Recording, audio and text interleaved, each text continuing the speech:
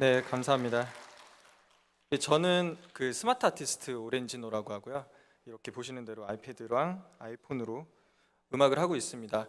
그 IT 기술과 예술의 접목으로 인해서 어떻게 보면 이게 사회에도 공헌을 하고 있다고 생각을 하고 있는데, 그 아무래도 음악을 만드는 것과 공연하는 것들이 특정 어떻게 보면은 그 전문가라던가 그 좀 자본이라던가 이런 게 있는 분들의 좀 전유물 같이 느껴질 수 있는데, 그런 것들을 좀 대중화하는 그런 일들을 하고 있습니다.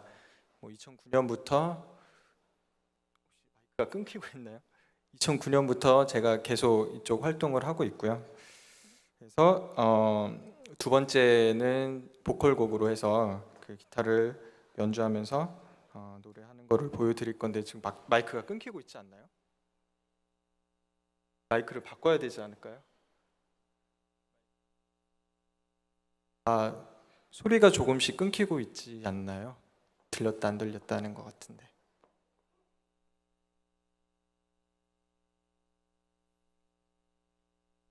그럴 때는 조금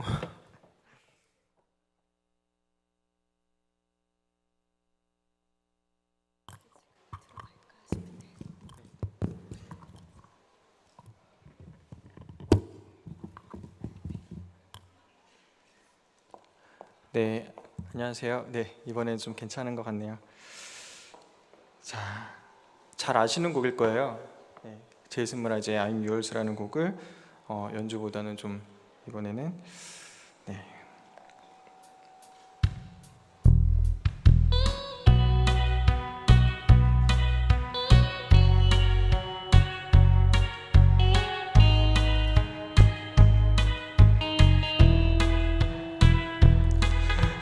You don't mean I bet I felt it. I tried to pitch you, but you saw that I meant it. I fell like to the grass. Now I'm trying to get back. If only could underline, I'd be giving it my best. There's nothing gonna stop it in the right direction. Reckoning to give my time to it. Someone else, but I want hesitate no more, no more. It cannot wait. I'm yours.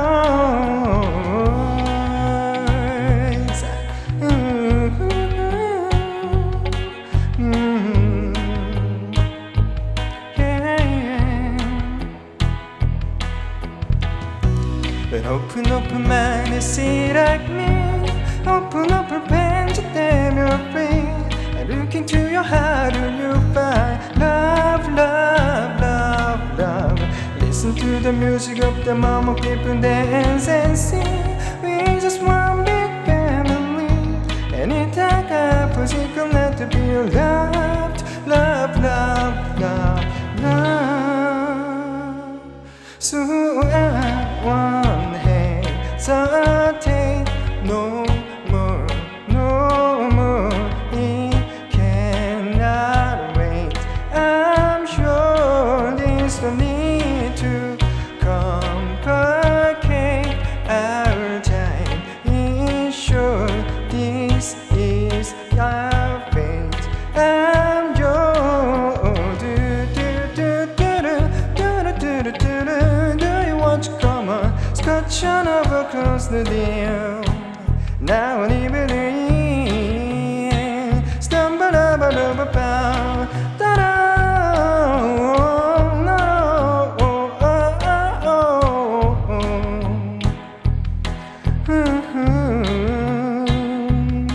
So I want hesitate no more, no more. It cannot wait.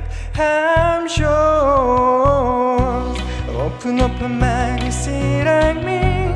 Open up your pen to them you're free. I look into your heart and you'll find the sky is yours. Please don't, please don't, please don't, please don't need to complicate. Cause our time is short.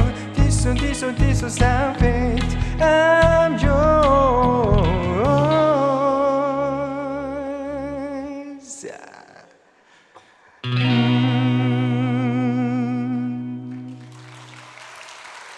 네, 감사합니다. 오렌지노였습니다.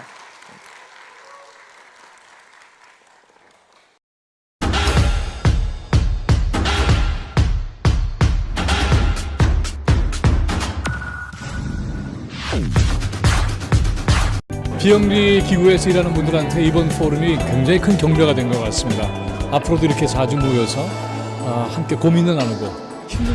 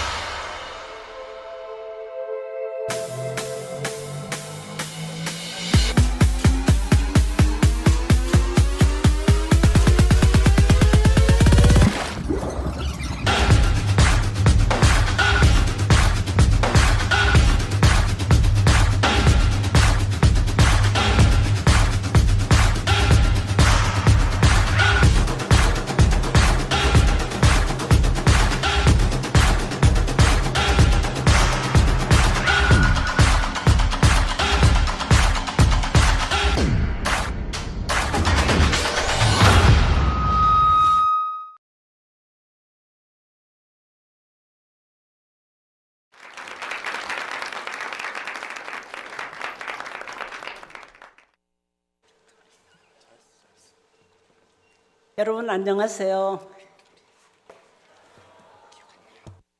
오늘 포럼의 방식을 보면서 어떻게 느끼셨나요? 기존 형식을 바꿔서 새로운 방식으로 박진감 있게 진행하는 그런 모습을 보면서 앞으로 테드가 강력한 경쟁자를 만났구나 그런 생각 안 드셨나요? N표 비영리 분야의 분들은 하면 하는 것 같습니다. 정말 자랑스럽고 든든한 마음이 들면서 앉아 있었습니다. 먼저 격려와 감사를 드려야 될 분들이 참 많은 것 같아요.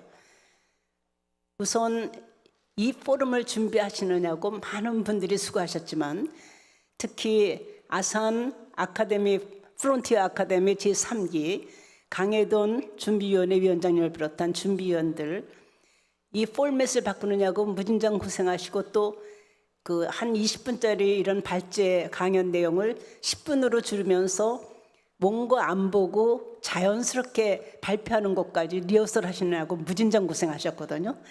그 준비위원들과 그 준비위원장님을 위해서 우리 박수 한번 쳐주면 좋겠습니다.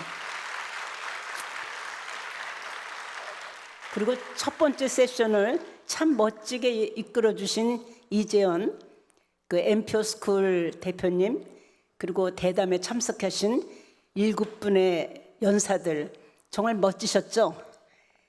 그리고 그 주고받는 쌍방향 소통으로 이렇게 질문 받으면서 답하고 이렇게 하다 보니까 이 포럼장 전체가 주인공이 되셔서 함께 포럼을 하는 그런 분위기를 만들어 주신 데 대해서 진심으로 우리 박수 한번 감사 박수 쳤으면 좋겠습니다. 그래서 앞으로 남은 2부도 정지훈 교수님께서 기조 강연하시고 또 유성희 사무총장님께서 대담을 이끌어 주실 텐데 그분들도 위해서 미리 감사 박수 한번 쳐놓죠. 그리고 무엇보다도 제가 감사한 것은 오늘 이 자리에 궂은 날씨에도 불구하고 끝까지 참석하시면서 적극적으로 호응하시고 그리고 질의응답에 관심을 보이시면서 열의를 보여주시는 우리 800명으로 예산됐더니 거의 1000명이라고 그러시는데 1000여 명 가까우신 참석자 여러분들입니다. 우리 자랑스러운 서로를 위해서 한번 박수로 격려하시죠. 고맙습니다. 요즘 화두가 작년 클라우스 슈밥이 4차 산업혁명 시대가 도래했다는 이야기를 한 이후에 계속 4차 산업혁명이란 그 이야기가 떠들고 있는데 사실 4차 산업혁명에 대한 컨셉이나 정의는 합의된 게 없습니다. 왜냐하면 과연 4차 산업혁명을 혁명이란 단어를 써야 되느냐에 대해서 같이 어떤 동의되는 내용이 없었기 때문입니다. 그 이유는 1차 산업혁명은 기계라는 그런 등장이 돼서 결국은 방직기부터 시작해서 생활을 완전히 바꿨고 2차 산업혁명은 전기동력으로 대량 생산체제로 갔고 3차 산업혁명은 인터넷이나 또는 컴퓨터를 기반하는 혁명이 일어났지만 4차 산업혁명은 과연 어떤 새로운 그러한 발명품이 나왔느냐. 그럴 때 기존에 있는 발명품들 개발된 것들을 연결하고 그리고 그것을 융합해서 나온 새로운 모형의 기술들 그리고 합성품들이 결국은 4차 산업혁명이라는 이름하에서 일어나고 있는 거 아니냐. 그래서 지난번에 며칠 전에 열렸던 에이시안 리더스 그 컨퍼런스 거기에도 보면은 4차 산업혁명이라는 단어를 안 쓰고 초불확실성의 시대의 뉴 리더십 이런 단어를 썼더라고요. 그래서 학자들 간에는 4차 산업혁명이라고 하기보다 불확실성이라든지 또는 그 혁신 시대다 이렇게 얘기를 하는데 여하튼 그거는 그 어떤 단어를 쓰든지 그것이 중요한 건 아니고 우리가 인류가 경험하지 못한 엄청난 변화와 도전이 우리 앞에 놓일 것이라는 것이 중요한 사실인 것 같습니다. 우리가 처음으로 들어보는 인공지능이라든지 사물 인터넷이라든지 빅데이터라든지 챗봇이라든지 증강현실이라든지 우리 아무튼 이런 새로운 단어들이 우리 생활 속에 깊숙이 침투 들어오고 있는 것을 우리도 모르는 사이에 느끼기 시작을 해요. 그리고 정치, 경제, 사회, 기술 분야 모두 합쳐서 결국은 초지능화되고 초연결화되고 융합화되는 것을 보면서 어떤 산업 구조라든지 생태계뿐만 아니라 우리 삶 깊은 곳에 근본적인 변화를 일으키는 시대가 온 거 아니냐. 이제 이런 염려들을 하면서 쳐다보고 있죠. 근데 이러한 시대에 결국은 어떤 준비를 해야 되느냐. 그럴 때 아산나눔 재단에서는 이때는 도전적이고 혁신적이고 그리고 창의적이고 호기심과 상상력을 갖춘 기업가 정신을 가진 리더들이 각 개인들이 다 되어야 되겠다 이런 얘기거든요. 이것은 비영리 기관에도 예외는 아니라고 생각합니다. 우리가 앞서서 7사례에서 보듯이 기술을 통해서 혁신을 이룬 그런 기업들을 보면서 이것은 사회적 기업, 영리를 주목적으로 하는 기업들이 아닌가 이런 생각을 하실지 모르지만 사실은 시대의 흐름에 따라서 영리, 비영리 경계가 모호해지기 시작했기 때문에 영리, 비영리를 따질 거 없이 결국은 우리가 이러한 시대에 어떻게 적응하고 그래 적응하고 무엇을 준비를 하고 누구와 협업을 통해서 지속 가능한 그런 조직을 이끌어갈 수 있느냐 이것이 우리의 관심사라고 생각을 합니다. 저는 오늘 우리 M포럼은 특별한 의미가 있다고 생각을 합니다. 왜냐하면 이 엄청난 변화 앞에서 우리가 도망치거나 또는 거기에 저항을 하거나 거기에 당황해 갖고 방황하지 않고 이걸 현실을 그대로 직시하고 문제를 해결하겠다는 의지를 갖고 도전하면서 여기에 그대로 미리 대비하는 오늘 같은 포럼을 마련했기 때문입니다. 또 거기에 더욱 중요한 가치를 제가 부여하고 싶은 것은 이 초인류가 되고자 하는 그런 아산 프론티어 아카데미 그 동문들의 의지를 보기 때문입니다. 원래 초인류가 되기 위해서는 3가지 조건은 충족을 시켜야 한다고 합니다. 첫째는 목표가 뚜렷해야 합니다. 두 번째는 그 목표를 달성하는 과정에서 공동체 구성원들이 자부심과 긍지를 가져야 됩니다.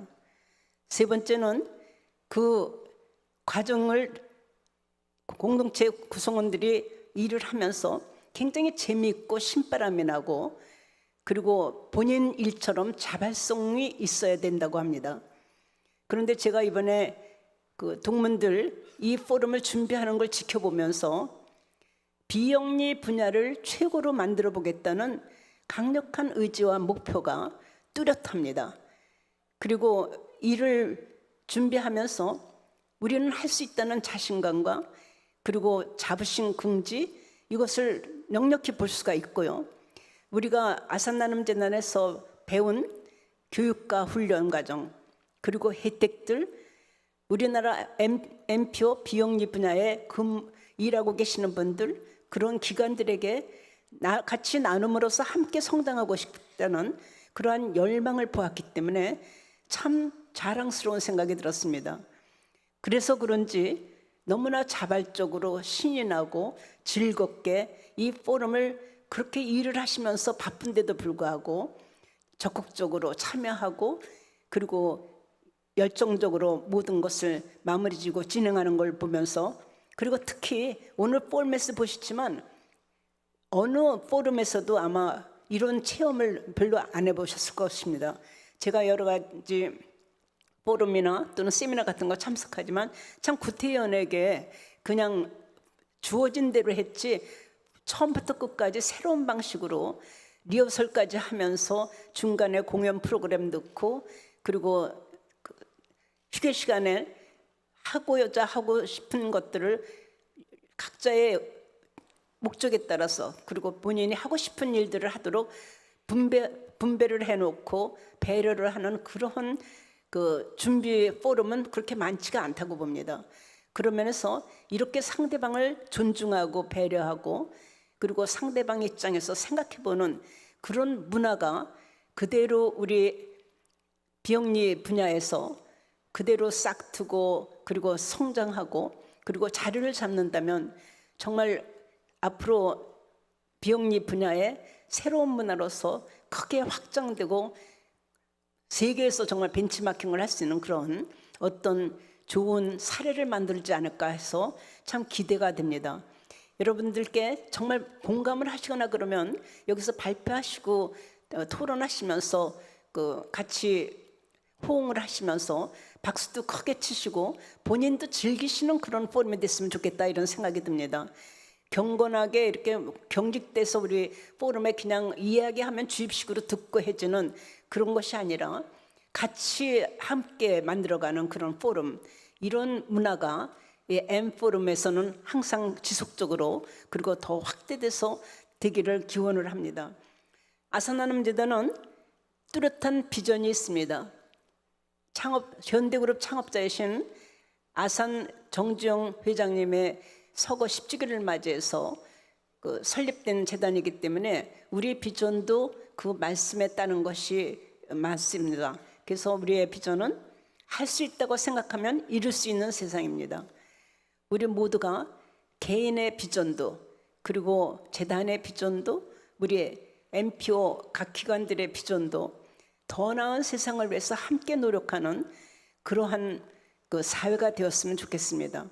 우리가 함께 노력하면서 함께 손잡고 서로의 행복을 꿈꾸고 그리고 이루어 나가는 그런 조순생이 되는데 동참하시면 우리 모두 우리가 원하는 그러한 길로 가지 않을까 생각이 듭니다. 오늘 2부에서도 기대해 주시고요. 오늘 이렇게 함께해 주신 모든 분들께 진심으로 다시 한번 감사의 말씀을 드립니다. 고맙습니다.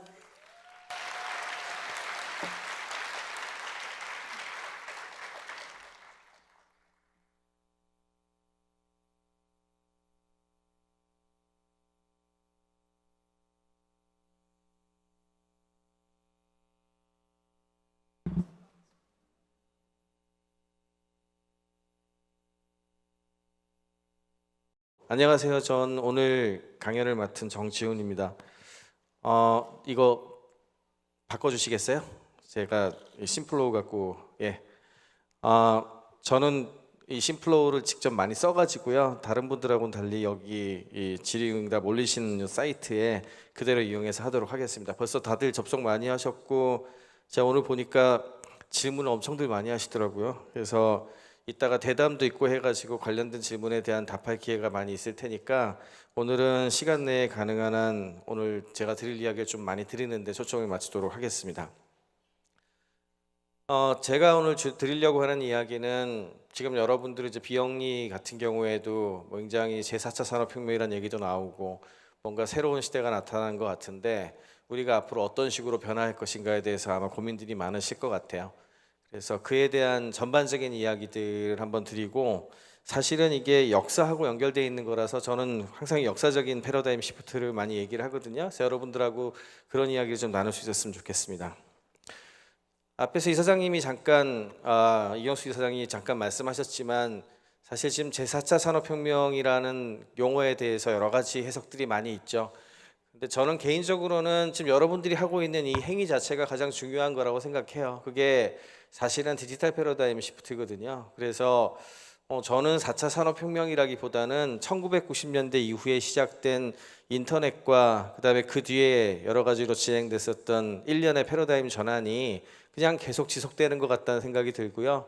그리고 이게 아마도 한 2040, 50년까지 계속될 것 같아요. 그래서 저는 이게 무슨 갑자기 4차 산업혁명이 왔다기보다는 이미 시작된 게 점점 그 범위를 확대하고 확장되어 나가는 걸로 그냥 해석을 하고 있습니다. 그러면 그거에 대해서 한번 잠깐 본질적인 이야기를 잠깐 드리면, 사실은 이 본질을 이해하고 나서 NGO에 대한 얘기를 또 드릴게요. 디지털 기술이 가지고 있는 본질은 우리가 알고 있는 아날로그의 시스템, 즉 자본주의를 성립하게 만든 제조업 기반의 시스템과 너무 다릅니다.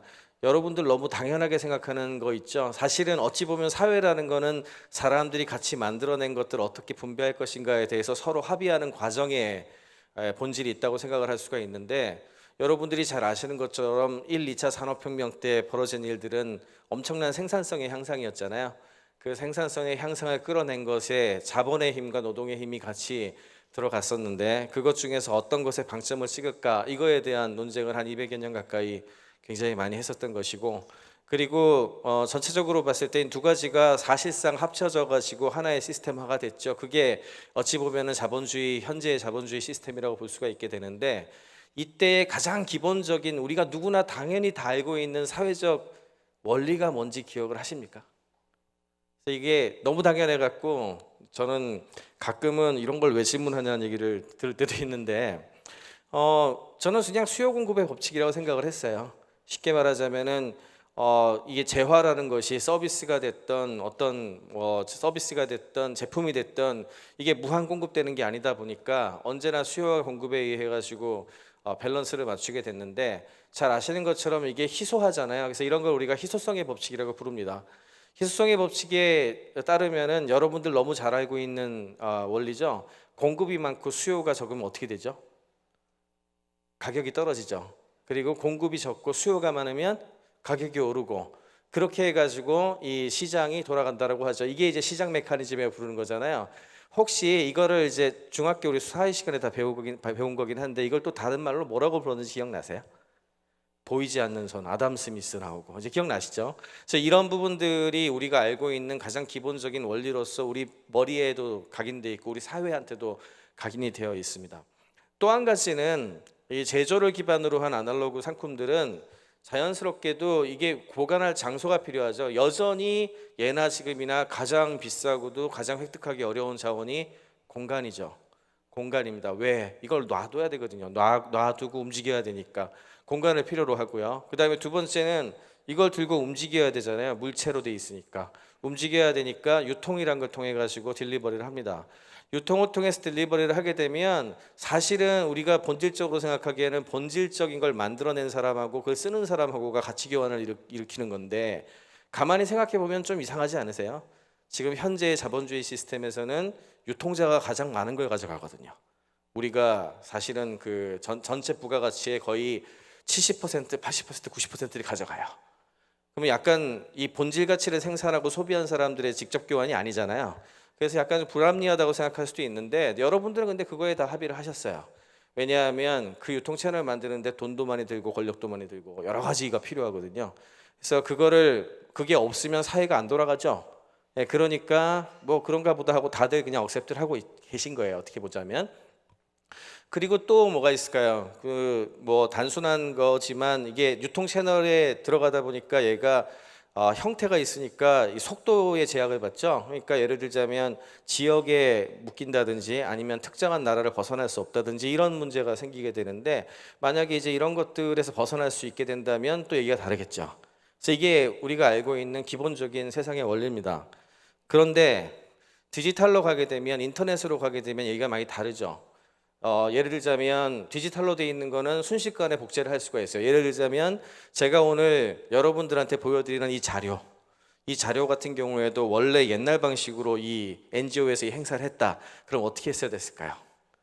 아마도 엠포럼 담당자한테 제가 무슨 지금 그래도 지금 파일로 줘야 되겠죠. 어쨌든 파일로 주게 되면은 그 다음에 뭘 했을까요? 아마 이거를 인쇄를 했을 거예요, 그죠? 인쇄를 해가지고 여러분들한테 나눠주는 작업을 하겠죠. 이 머티리얼을.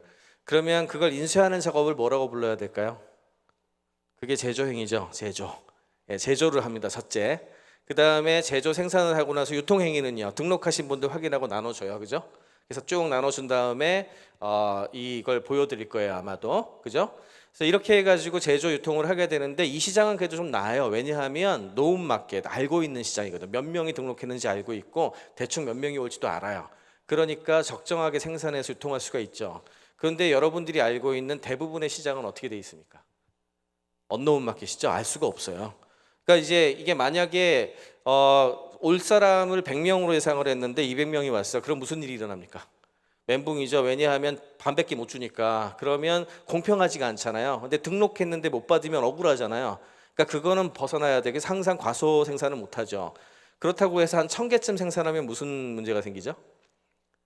남죠. 한 800개가 남을 거예요. 800개 이렇게 남아요. 그러면 이 남는 거는 뭐라고 부르죠? 그걸 재고라고 부르죠. 나중에 쓸까요? 안 쓸 거예요. 그럼 악성 재고가 되겠죠. 이게 다 날아가야 되는데, 그러면 이 종이에서부터 이걸 다 어떡합니까? 그죠? 그러니까 뭔가 어떻게 보면은 너무 많이 만들어도 안 되고 너무 적게 만들어도 안 돼요.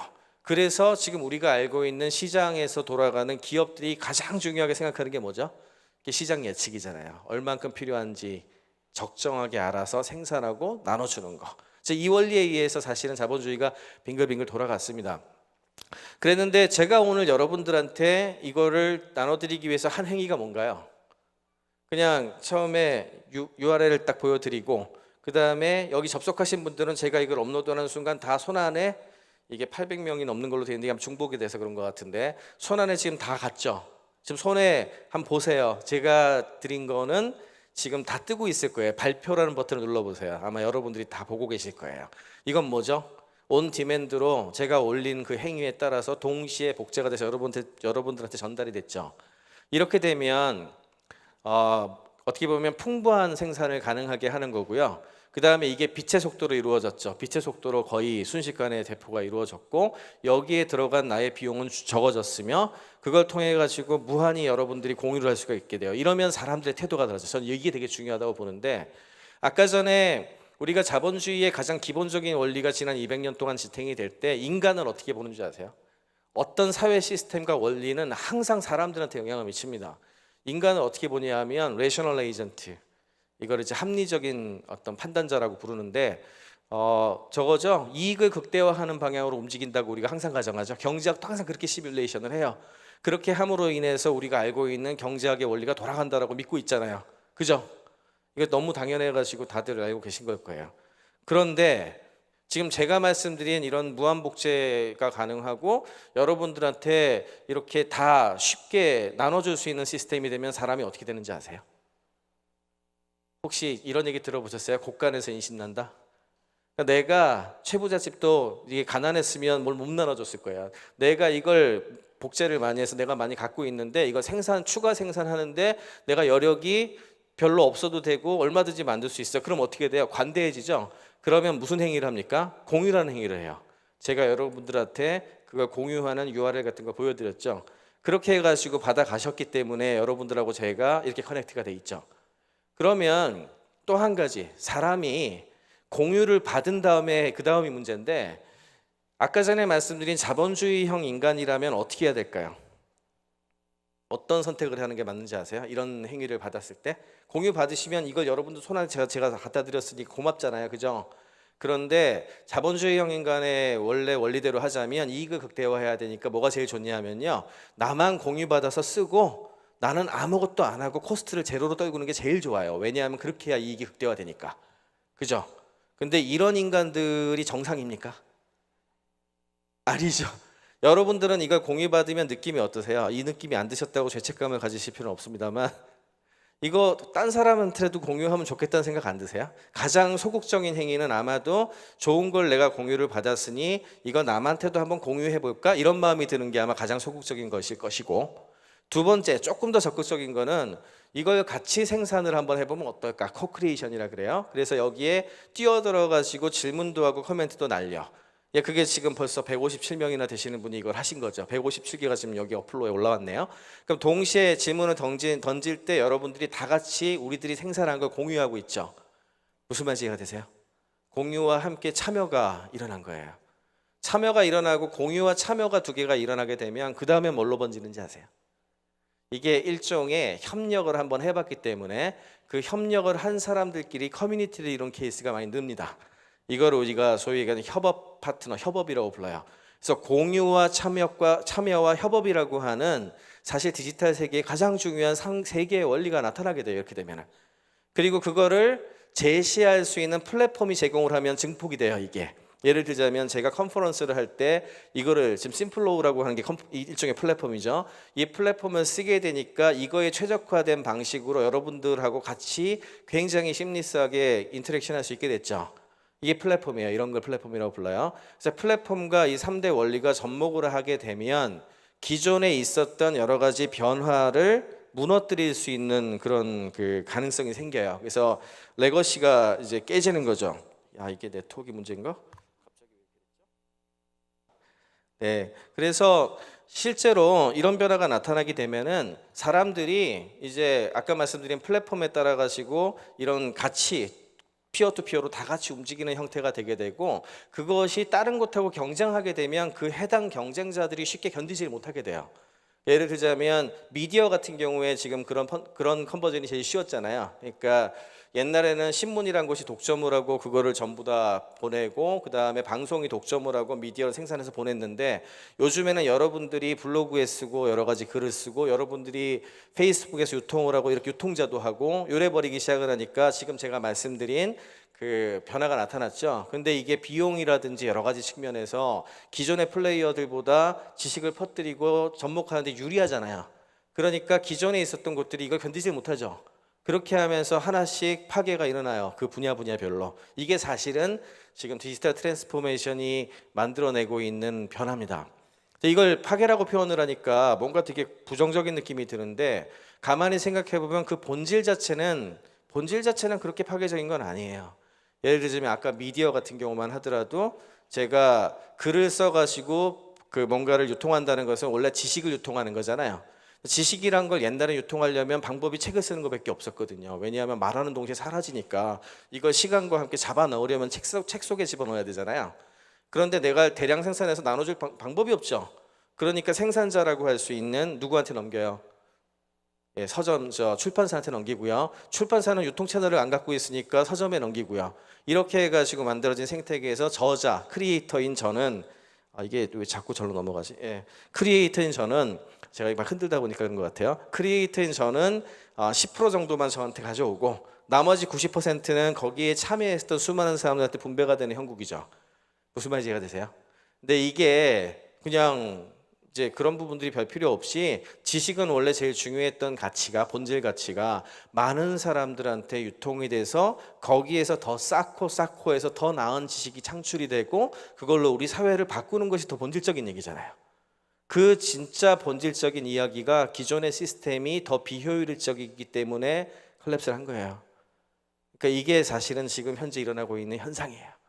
그러니까 그러다 보니까 우리 소위 얘기하는 인터넷 혁명하고 디지털 기술이 가져오는 추세가 이런 형식으로 일어납니다.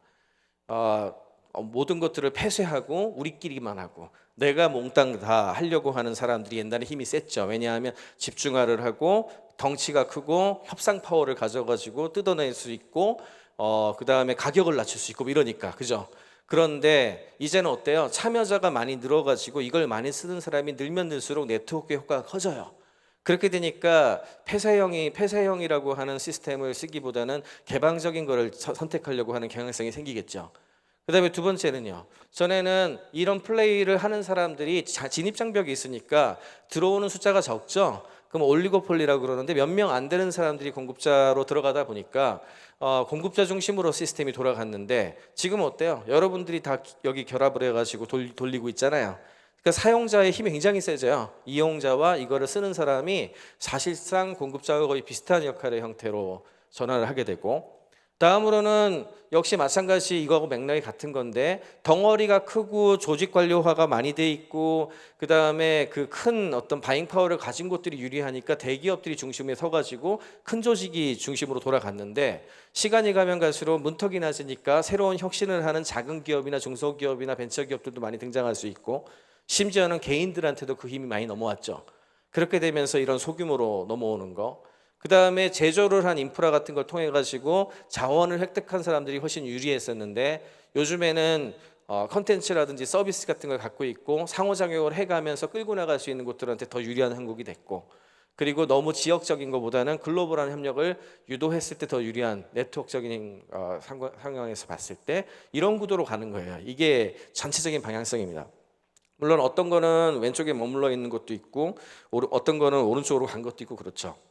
이렇게 되려면은 우리가 알고 있는 개인이나 기업, 정부, 조직에 이르기까지 개방과 공유의 이런 수평적 관계를 만들고 네트워크를 만들어 가져야 되는데, 여러분들이 잘 아시는 것처럼 대한민국이 이런 거에 되게 서투릅니다.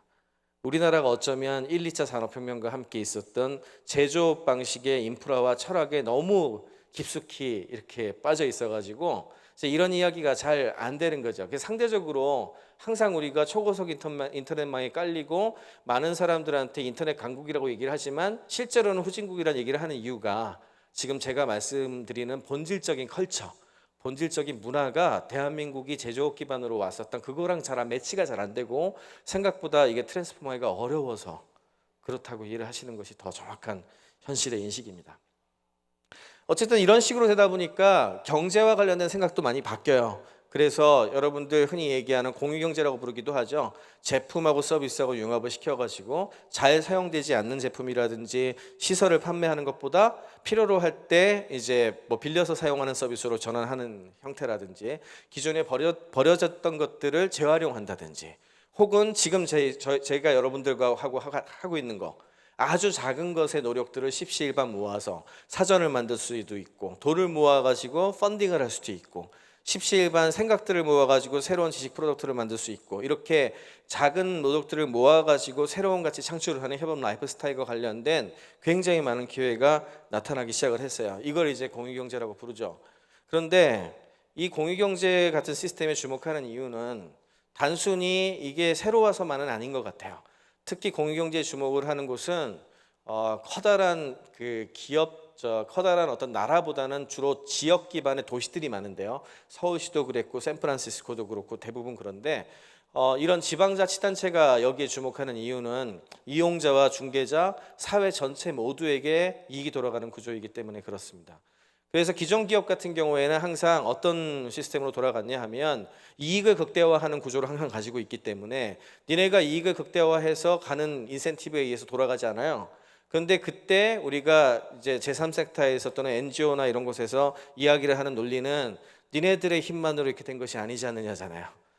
니네들이 그렇게 큰 거에는 사회적인 어떤 그런 기여가 있었고, 그렇다면 당연히 기업은 사회적 책임이 있게 마련이니 니네들이 corporate social responsibility에 따라서 사회에 관련된 다양한 활동을 하는 게 당연하다라고 이제 논리가 성립을 하죠. 이게 이제 우리가 알고 있는 CSR이라고 하는 개념입니다. 그런데 최근 들어가지고 나타나고 있는 어떤 젊은 기업들을 보시면은 어떤 생각들을 많이 갖고 있냐 하면 아예 처음부터 그걸 인정하고 들어가요. 제가 말씀드린 것 같이. 그러니까 우리의 기업의 활동과 돌아가는 방식 자체가 애시당초의 사회적인 어떤 특징을 가지고 있다고 보고 이것들을 결합시키려고 하는 그런 형태가 많이 나타나게 되고, 공유경제의 기업들 같은 경우에 이런 부분들이 되게 많이 적용이 되기 때문에 지역 기반의 공유경제 기업 같은 경우에는 많이 활성화하려고 노력을 하죠. 근데 이제 여기에서 좀 가끔 이상한 애들이 나옵니다. 예를 들자면 글로벌하게 규모를 키워가지고 그 바잉 파워를 통해 가지고 독점을 한다든지 이런 현상이 나타나죠. 그래서 그런 현상들 같은 경우에는 약간의 예외가 될 수가 있어요. 그래서 어떤 경우에는 이걸 좀 분리해서 바라봐야 된다는 생각을 하시는 분들도 되게 많이 있습니다. 어쨌든 거시적인 관점에서 보자면 지금 우리가 말하는 디지털 트랜스포메이션이 이끌어내는 방식은 이거예요.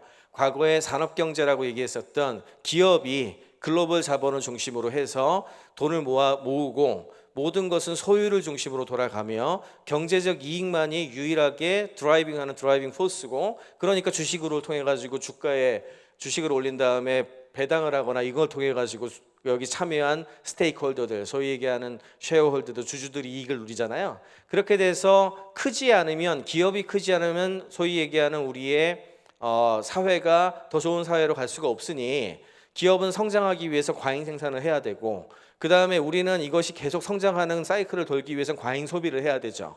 그래서 이런 시스템으로 지난 20세기, 아니 19, 20세기 한 200년 가까이를 이 지구를 못 살게 굴면서 이렇게 키워온 거예요.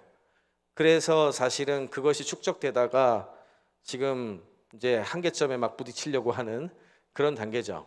그에 비해서 이제 공유와 관련된 여러 가지 이야기는 사실은 여러분들 한 명 한 명이 다 주체로 서게 되면서 생산하고 소비하고 유통하고 이런 것들이 인간 기반으로 전부 넘어오게 되고, 지역을 중심으로 공유를 통해 접근하면서 단순히 경제적 이익뿐만이 아니고 사회적 가치를 같이 고려를 하는 그런 조직들한테로 어떤 방점이 많이 넘어오게 되고, 이렇게 되면 필요로 할 때 적재적소에만 생산하면 되잖아요. 제가 유인물 나눠준 거 정말 싫어해요.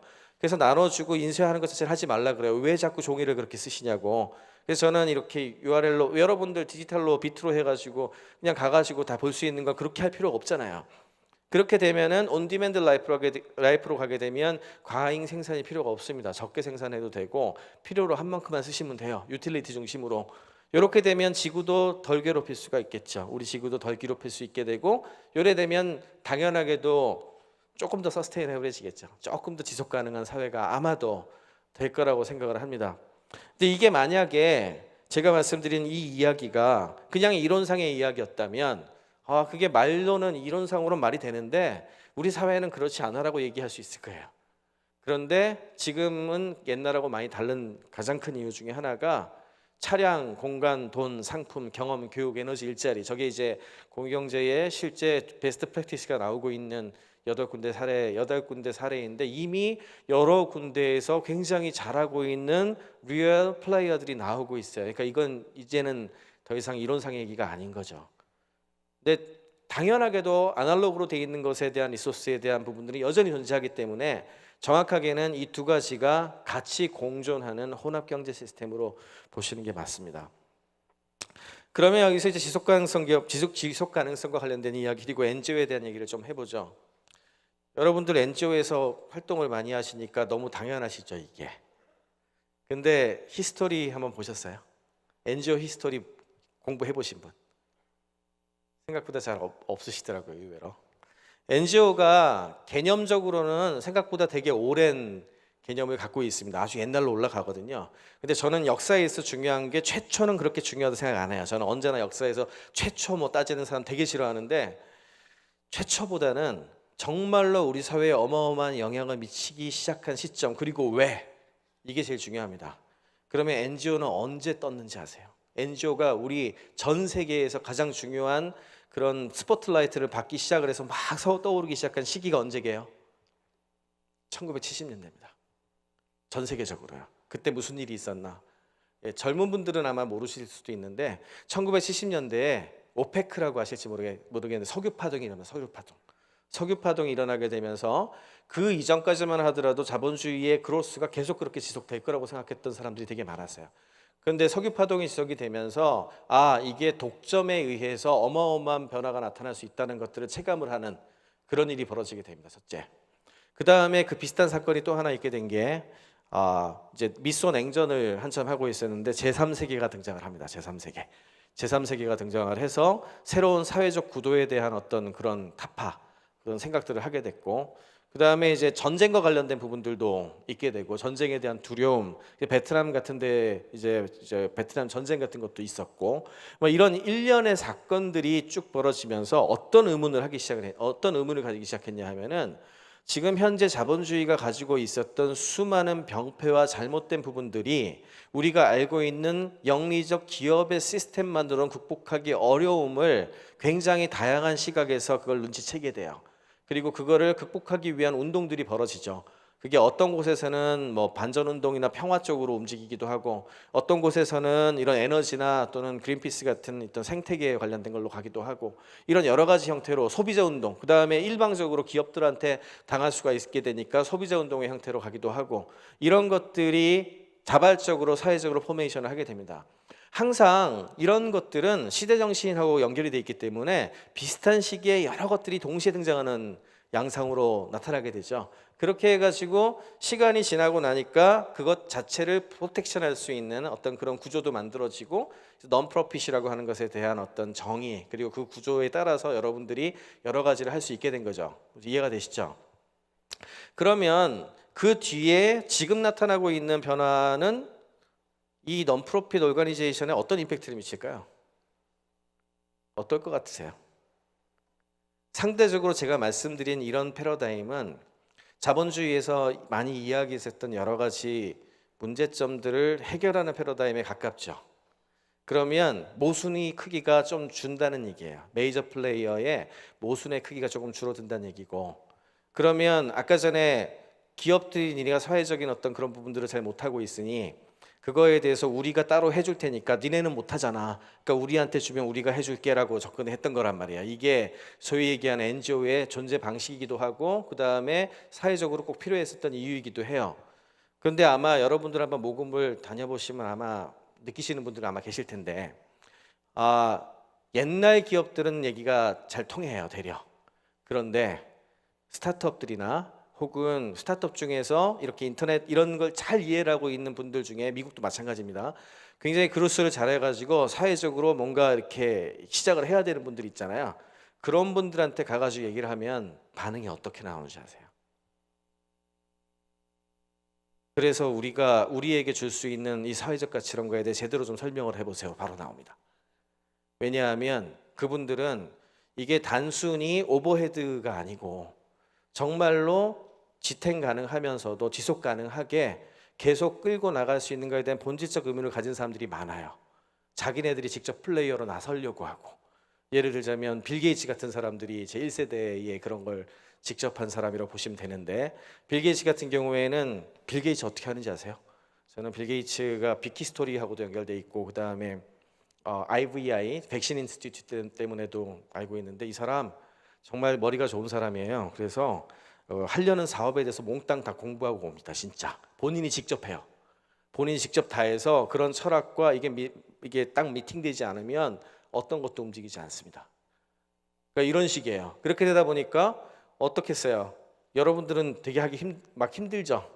예, 아마도 그런 부분들 설득하려면 여러 가지 설득해야 되니까 만만치가 않을 거예요. 근데 이게 현실이고요. 앞으로도 계속 그렇게 될 거예요. 그러니까 이거는 기본적으로 인지를 하셔야 돼요. 그래서 영리 기업들이 점점 비영리 섹터에 가깝게 내려와요. 그리고 심지어는 자기네들이 오퍼레이션 하려고 하는 그런 생각들을 되게 많이 가지게 되겠죠. 그러면 비영리 기업들, 비영리 기관들은 어떻게 해야 될까요? 비영리 조직은 어떻게 해야 될까요? 지금까지 하고 비슷한 방식으로 접근하면 안 되겠죠. 반대로 비영리 조직은 옛날보다 훨씬 경영이라든지 효율 같은 것들에 대해서도 신경을 쓰면서 되려 영리 쪽에서 가지고 있었던 여러 가지 부분들을 좀 가지고 올 생각들을 하셔야 돼요. 그리고 어떻게 지속 가능하게 만들까를 고민해야 되는 거죠. 그래서 지금부터는 그런 부분들에 대해서 고민을 많이 하고 있는 부분들, 그러니까 그런 부분들에 대해서 조금 더 초점을 맞춰서 얘기를 드릴게요. 이거는 제가 저 뒤에 C.K. 프라할라드라고 아주 유명한 교수님이고, 스튜어트 하트란 분이 전 세계에 지금 돌아가는 방식에 의해서 티어 1, 2, 3, 4로 나눠가지고 사실은 지금 현재 나타나고 있는 자본주의와 시장 경제가 커버하고 있는 계층이 굉장히 적다는 걸 보여주고 있는 거예요.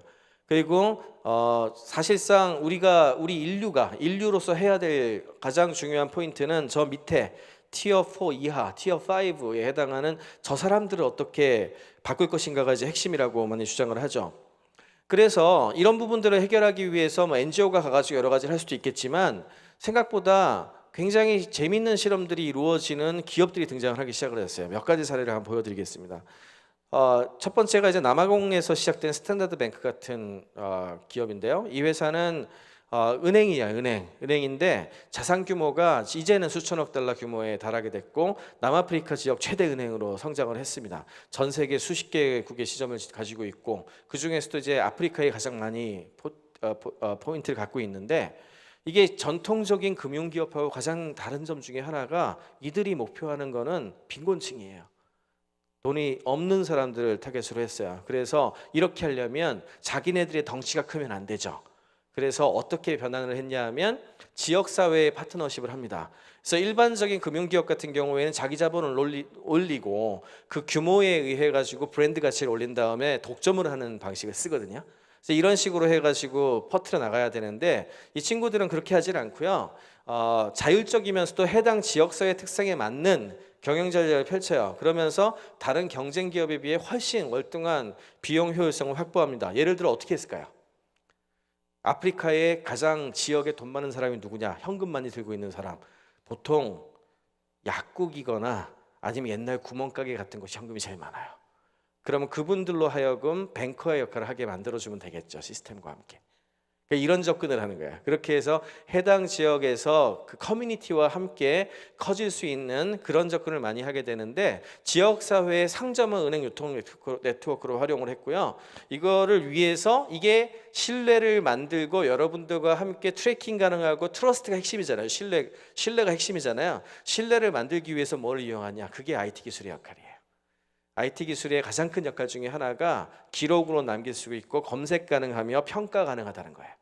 그렇게 가능해지니까 이게 신뢰의 확대가 일어나면서 굉장히 빠르게 이제 이 부분에 있어가지고 새로운 혁신을 이끌어내기 시작을 했습니다. 또 한 가지 사례는 이거는 기업이라기보다는 이제 사회적 기업의 형태로 만들어진 케이스인데 그라민뱅크라고 원래 이제 이 마이크로 크레딧 쪽에 유명한 그 곳이죠. 여기하고 이제 프랑스의 다농푸드하고 결합을 해가지고 만든 그라민 다농푸드라고 하는 기업이 있어요. 이 기업은 사실은 요구르트 파는 기업이에요. 다농 아시죠? 요구르트, 다농 요구르트가 유명한데 다농 요구르트를 여기다 생산 공장을 설립을 해서 팔았다. 방글라데시입니다. 여기 방글라데시에서 생산 공장을 설립해서 팔았다. 그러면 이거는 이익이 어디로 흘러갈까요? 예, 그 이익이 아마 착취를 하고 나서 그 이익이 아마도 그 프랑스에 있는 다농푸드로 흘러갈 가능성이 되게 높겠죠. 그래서 아무리 걔네들이 제품을 잘 만든다 할지라도 아마 그럴 거예요. 근데 이런 제품들이 잘 만들어지지 못해서 공급이 안 되면 그 사회에는 양질의 식품을 공급받지 못하게 되는 상황이 되죠. 이런 딜레마에 빠집니다. 그래서 그라민 다농뱅크 같은 경우에는 다농푸드 같은 경우에는 어떤 접근을 했냐 하면은 이 친구들이 해당 지역에 맞는 제품을 거기에서 생산해서 거기에서 고용을 이끌어내고 거기로 나눠주는 체계를 선택을 했어요. 그리고 그거를 해 주신다면 우리가 이렇게 해봅시다라고 했던 게 그라민이 유누스란 분이죠. 이 추구했었던 거였고 이거를 다농푸드 회장님이 아주 선뜻 오케이를 해줘가지고 그렇게 진행이 됐습니다. 주변에 있는 로컬 푸드, 로컬 젖소에서 나오는 우유를 가지고 생산을 했고 또 한 가지는 가격은 훨씬 낮게 했으며 애들이 영양분이 부족했는데 가장 부족했던 게 아이언 철이었어요. 철분, 고기들을 못 먹으니까. 그러니까 철분이 참 추가가 된 아이언 세츄레이티드 요구르트를 만들어 가지고 공급을 하면서 거기서 나온 이득을 다시 고용으로 이끌고 이렇게 해가지고 그 지역을 이제 이끌어내는 그런 기업으로 성장을 시키죠.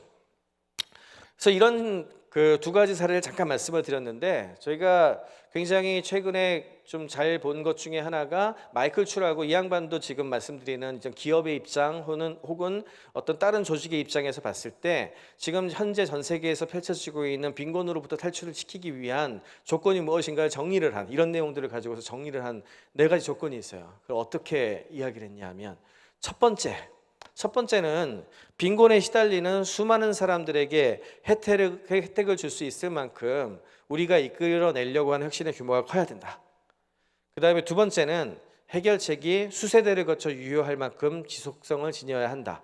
예를 들어서 아까 그라민 다농푸드가 다농푸드 형식으로 해가지고 약간의 기부금을 받아서 유제품들을 잔뜩 가지고 와서 나눠줬다. 마치 우리나라 옛날에 6.25 전쟁 시절에 미군이 했던 것처럼. 그러면 그때뿐이죠. 그때 그냥 쭉 이렇게 되고 그거에서 돌아가는 푸드 체인의 문제점을 해결하는 건 전혀 없었던 거잖아요. 그러니까 그렇게 돼가지고는 단기적 처방밖에 안 되면 실제 근본적인 변화를 이끌어낼 수가 없죠. 그러니까 서스테이너블 해야 된다는 얘기예요. 뭔가 지가 알아서 돌아갈 수 있어야 된다. 해결책이 1, 2년이 아니고 수세대를 거칠 수 있을 만큼 지속성을 지키는 걸 어떻게 만들 거냐. 세 번째는 해결책의 효과가 가시적 변화를 만들어내야 된다. 실제로 눈에 보여야 되고 그걸 통해 가지고 뭔가 여러분들이 다른 사람들의 참여를 이끌어낼 수 있는 뭔가가 있어야 돼요. 안 그러면 여기에 다른 자본이 투하되거나 혹은 참여하려는 사람이 없어져요. 그렇게 되면 체인이 돌 수가 순환고리를 돌 수가 없게 되죠. 그러니까 가시적 변화를 만들어내라는 얘기였고, 그리고 이거는 효율적으로 이루어져야 된다. 왜냐하면 효율이 없다면 기존의 기업들보다도 못한 결과를 가져올 수 있기 때문에. 그래서 이 네 가지의 조건을 충족시켰을 때 진짜로 빈곤으로부터 탈출시킬 수 있는 그런 변화를 가져올 수 있다. 이렇게 얘기를 했습니다.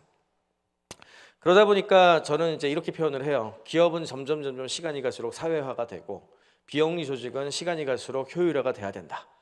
시대적 환경의 변화는 비즈니스를 중심에 두는 영리 기업하고 비영리 단체가 서로 상호작용하고 서로에게 많은 것을 배우는 컨버전스가 일어나도록 하고 있는 거예요. 지금의 현재 시스템이. 그리고 기업들은 시간이 갈수록 사회를 더 고려해야 되는 것이고 비영리 단체들은 기업의 효율을 배우게 되면서 사회의 전반적인 지속 가능성을 높이면 비영리하고 영리를 이렇게 나눌 필요도 없어질지도 몰라요. 지금 이런 비영리하고 영리를 법적으로 나눈 이유는 아까도 말씀드렸지만 영리 기업의 부작용이 컸기 때문에 그랬거든요. 근데 그 부분이 줄어든다면 비영리 시스템을 유지할 근거가 사라지겠죠. 그럼 그게 나쁜 사회입니까? 아니잖아요. 우리가 다 같이 그런 원리로 움직인다면 그럴 필요가 없죠. 영리 기업이 곧 비영리 조직이고 비영리 조직이 곧 영리 기업이 이렇게 되는 거잖아요. 그러니까 이게 사실은 만나는 방향으로 움직이고 있다는 거예요. 다만 아직까지는 완전히 만나지 못했죠. 그리고 여러분들이 그 조직에 있는 사람들의 철학도 바뀌지 못했고요. 그러니까 시간은 더 걸릴 거예요. 사실은 그래서 디지털 트랜스포메이션이 경제적인 부분에서의 변화보다 더 중요하게 보는 게 철학의 변화입니다. 사람들의 철학이 언제 어떻게 바뀌게 될 것인가, 그리고 그 철학이 누구나 당연하게 받아들이게 됐을 때 진정한 이런 그 컨버전스가 일어나겠죠. 아직까지는 굉장히 시간이 더 걸릴 것 같아요. 아마도 제 생각에는 저희 애들 세대 한 10대, 20대 애들, 얘네들은 거의 사회적인 것에 대한 캐피탈에 대해서 정확하게 이해를 하고 커넥션에 대해서 네트워크에 대해서 더 잘 이해를 하고 뭐 이런 형식이 된다면 그때쯤 돼서 제도가 싹 바뀔 수 있을 거라고 생각을 해요. 근데 그때까지는 시간이 좀 걸릴 것 같습니다. 그러다 보니까 이제 사회성을 갖춘 영리 기업들도 많이 생겼죠. 사회 혁신의 필요성은 꾸준히 증가를 했고 구조적인 문제에 대한 도전 그리고 시장의 자율적인 힘을 동시에 이용을 합니다. 지속 가능한 혁신을 창조하는 사회 혁신의 요구는 증가하고, 그래서 지금 현재 단계에서 가장 많이 나타나고 있는 것은 이 두 조직, 영리 기업과 비영리 단체 간의 협업이에요. 이 콜라보를 통해 가지고 아마 신뢰 회복을 하는 가장 중요한 단계를 거치게 될 거로 생각을 하고, 이렇게 하려면 시장의 힘을 이용해서 사회 혁신을 하려고 하는 하이브리드적인 조직도 좀 나타나야 되겠죠. 단순히 기부를 받아서 자금을 집행하는 수준을 넘어야 되겠죠. 그러려면 사회적인 목표를 달성하기 위해서 재정적으로도 일정한 이익을 얻을 수 있어야 될 거고, 탄탄한 시장 논리를 활용해서 신선한 사회적 비즈니스 이끌어낼 수 있는가가 되게 중요해지겠죠. 아까 아마 쉐어앤케어 황성진 대표도 발표를 한 것 같은데, 쉐어앤케어 같은 경우에도 그런 사회에 이익이 되는 활동들을 되게 많이 하는데, 그런 활동을 할 때 저도 많이 듣는 얘기가 있어요. 그런 거 할 때 어떤 것에서 그 큰 장점이 있다고 얘기가 나오는지 아세요? 트레이싱이 가능하다는 얘기를 많이 해요. 트래킹 가능하다. 그러니까 내가 기부한 돈이 나의 이 사회적으로 우리가 일일이 조금씩 십시일반한 이게 얼마나 효율적으로 잘 진짜로 필요했던 곳에 갔는지를 보여줄 수 있고 그걸 리포팅할 수 있는가에 대한 관심들이 굉장히 높아요. 그래서 그거를 잘 활용을 하려면 그걸 일일이 여러분들이 기존의 오프라인 활동을 통해 가지고 하려고 해보세요. 얼마나 많은 돈과 비용과 이게 들어가겠습니까? 그래서 사실은 이런 온라인 기술들이 이런 부분에 있어가지고 많은 역할을 해줄 수가 있죠. 달라지는 원칙들 몇 가지, 특히 비영리 단체 중에서 제가 최근에 가장 인상 깊었던 곳이 케어라고 하는 비영리 단체인데, 굉장히 젊은 비영리 단체죠. 얘네들의 원칙이 이거예요. 물고기를 잡아주는 것이 아니라 물고기를 잡는 방법을 가르친다. 되게 무슨 옛날에 유태인들 그 속담이라 그러죠. 그래서 해당 지역 사회에 가난을 완화할 수 있는 활동이 지속 가능하도록 도와주는 걸 제일 중요하게 생각을 하는데, 이렇게 하려면 민간 부분의 지원과 협력이 절대적으로 필요하다고 얘기를 하고 있고요. 사람들이 작은 비즈니스를 시작할 수 있도록 기술적인 트레이닝을 하고 이들이 생태계를 이루어서 중장기적인 소득을 발생시키는 그런 방법을 찾지 못하면 결과적으로 되려 가난에 대한 원전은 약간의 시간이 지나면 효과가 사라질 뿐만 아니라 되려 스포일드 칠드런을 만들어내죠. 거기에 의존하는 사람들을 만들어내고, 그것은 실제로 어려움을 극복하기보다 더 나쁜 효과를, 우리는 그런 의도가 아니었는데 가져올 수도 있습니다. 빌 게이츠는 그래서 이런 얘기를 했어요. 21세기의 창조적 자본주의는 시장의 힘과 제도 혁신을 통해 가난한 사람에게 이바지해야 된다는 얘기를 했어요. 빌 게이츠 하면은 마이크로소프트, 이제 영리 기업에서 해야 되는 사람 이야기잖아요. 전혀 그런 사람의 이야기로 들리지 않죠. 그래서 저는 지금의 이런 변화가 핵심가치 전환을 일으키고 있다고 생각을 해요. 그냥 사람들의 철학이 이 지난 250년을 이끌어 왔었던 자본주의의 가장 기본적인 생각, 기업은 이익을 내야 하며, 그리고 인간은 원래 이기적이야, 그리고 인간은 가장 이득을 극대화하는 사람들로 돼 있고, 그거는 돈이라고 하는 것만으로 평가를 할 수가 있어 라고 하는 게 지난 200년간의 사조예요. 이 사조에 대해서 우리들 민간인 한 명 한 명한테 또 다른 생각을 해보라고 던지는 거예요. 끊임없는 생산과 성장의 방점을 찍을 거냐, 아니면 자연스럽게 나눔의 문화가 확산되고 즐거움과 행복, 그리고 사람들의 만남을 중심으로 하는 새로운 사회적 가치의 평가에 대한 분배 방식, 이런 거에 대해서 근원적인 고민을 필요로 하는 사회 제도에서도 그렇죠. 그런 시대가 된 거죠. 최근에 얼마 전에 문재인 대통령이 탈원전 얘기, 탈핵 얘기했다가 지금 난리가 났죠. 공대 교수 471명이 발표를 했느니 뭐니 이런 얘기 나오잖아요. 여러분들은 이거 어떻게 생각하세요? 네, 이거 저는 굉장히 중요한, 사실은 이건 철학의 문제입니다. 철학의 문제. 어느 한쪽이 옳은 게 아니에요. 그냥 선택의 문제일 뿐이에요. 우리 사회가 무엇을 선택하느냐의 문제인데, 그 수치들이 의미하는 바가 다 있습니다. 한마디로 지금 탈원전을 하고 신재생 에너지 중심으로 가게 되면요, 돈이 많이 들어요. 더 돈이 많이 든다는 얘기는 뭐죠? 여러분들이 그 에너지를 위해 돈을 더 써야 된다는 얘기예요. 그리고 그 대신에 그러면 뭐가 안 좋아질까요? 원가가 올라갔으니 사회의 전반적인 이익이 줄겠죠. 이익이 줄 것이고 경제도 안 좋아질지도 몰라요. 진짜 성장과 경제 회복 이런 거에 안 좋을 수도 있고, 심지어는 조금 전기요금이 올라야 될 거거든요. 전기요금이 올라야 되는데, 그러면 전기요금 비싸가지고 허덕이시는 분들 같은 경우에는 정말 더 안 좋은 상황이 될 수도 있겠죠. 왜냐하면 자기 소득이 더 줄게 될 테니까. 그잖아요. 그런데 이거를 하게 되면 얻는 이득은 뭡니까? 더 지속 가능한 사회가 되는 거고요. 더 지속 가능한 사회가 되는 거고, 또 뭐가 있을까요? 예, 위험, 세이프티, 안전, 조금은 안전한 사회를 우리가 살 수가 있는 거고, 그죠? 이런 건 다 옛날로 치자면 뒷전으로 갔어야 되는 가치예요. 아마도 옛날에 우리나라였다면 탈원전 정책을 선택하지 않았을 거예요. 사실은 문재인 대통령이 탈원전을 얘기를 한 거는 저는 그냥 여러분들한테, 우리 국민들한테 질문을 던진 거라고 생각해요.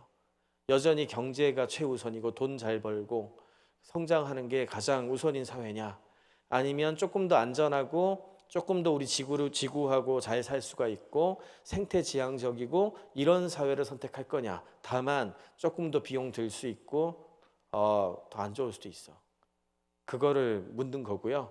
그러니까 기득권에서 당연히 이렇게 반발이 나오는 거고, 아마도 이거를 봉합하는데 저는 그렇게 금방 될 것 같지 않고 이렇게 쉽게 될 것 같지도 않아요. 저는 개인적으로 국민투표까지 가야 된다고 믿는 사람인데, 왜냐하면 우리 국민들이 확인을 해줘야 되거든요. 확인을 해줘서 모두가 합의가 됐을 때 그 방향으로 갈 수 있습니다. 저는 이렇게 생각을 하고 있고, 아마도 지금 제가 말씀드리는 수준으로 이렇게 결합이 일어나려면 시간이 좀 더 많이 필요할 거예요. 사회적으로도 더 많은 고민이 필요할 거고, 그렇지만 확실한 건 역사는 거꾸로 가지 않아요. 한 번의 물꼬의 방향성은 여전히 그 방향으로 흐릅니다. 아마 그 방향으로 가는 와중에 거품도 생길 거고 아마 푹 떨어져 부작용 때문에 푹 떨어지는 것도 많이 생길 거예요. 그렇지만 언제나 그 도도한 방향성 유지를 해요. 그러니까 이 변화를 여러분들도 항상 생각하시고요. 이런 IT 기술이나 디지털 트랜스포메이션이나 최근에 나타나고 있는 스타트업에서 나타나는 이런 일련의 사건들이나 이게 우리랑은 상관없어라는 생각은 버리세요. 절대로 모든 것이 상관없는 것은 없어요. 우리 사회는 모두가 연결돼 있고요. 서로가 서로한테 영향을 주고 서로가 서로한테 영향을 받습니다. 예, 그것만 오늘 잘 인지를 하고 가시면 제가 오늘 강의한 보람이 있을 것 같습니다. 여기서 마치겠습니다. 고맙습니다.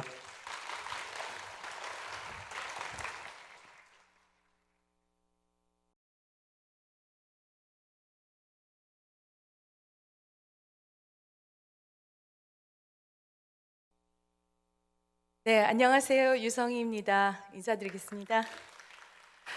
네, 이렇게 제가 만난 NGO 또는 NPO의 그 어떤 모임 중에서 가장 다양한 현장에서 모인 자리가 아닐까 싶습니다. 저도 오늘 이 자리에 초대받아서 정말 기쁘게 생각하고 영광입니다. 저도 이제 거의 30년 가까이 여러분들과 함께 비영리 분야에 몸담고 있으면서 오늘 정지훈 교수님의 강의를 듣고 그리고 현장에서 여러분들께서 주신 질문과 그리고 제가 평소에 또 고민하던 문제들을 오늘 요청받은 건 대담이라는 형식으로 정지훈 교수님과 더 깊은 대화를 나누는 자리에 저에게 또 맡겨주셨는데 부족하지만 여러분들의 생각을 그리고 저의 생각을 나누면서 이 자리를 정리하는 시간 갖도록 하겠습니다. 정말로 우리에게 경계에 대해서 그리고 우리 비영리에 대한 과제를 던져주신 정지훈 교수님을 다시 한번 큰 박수로 모시겠습니다.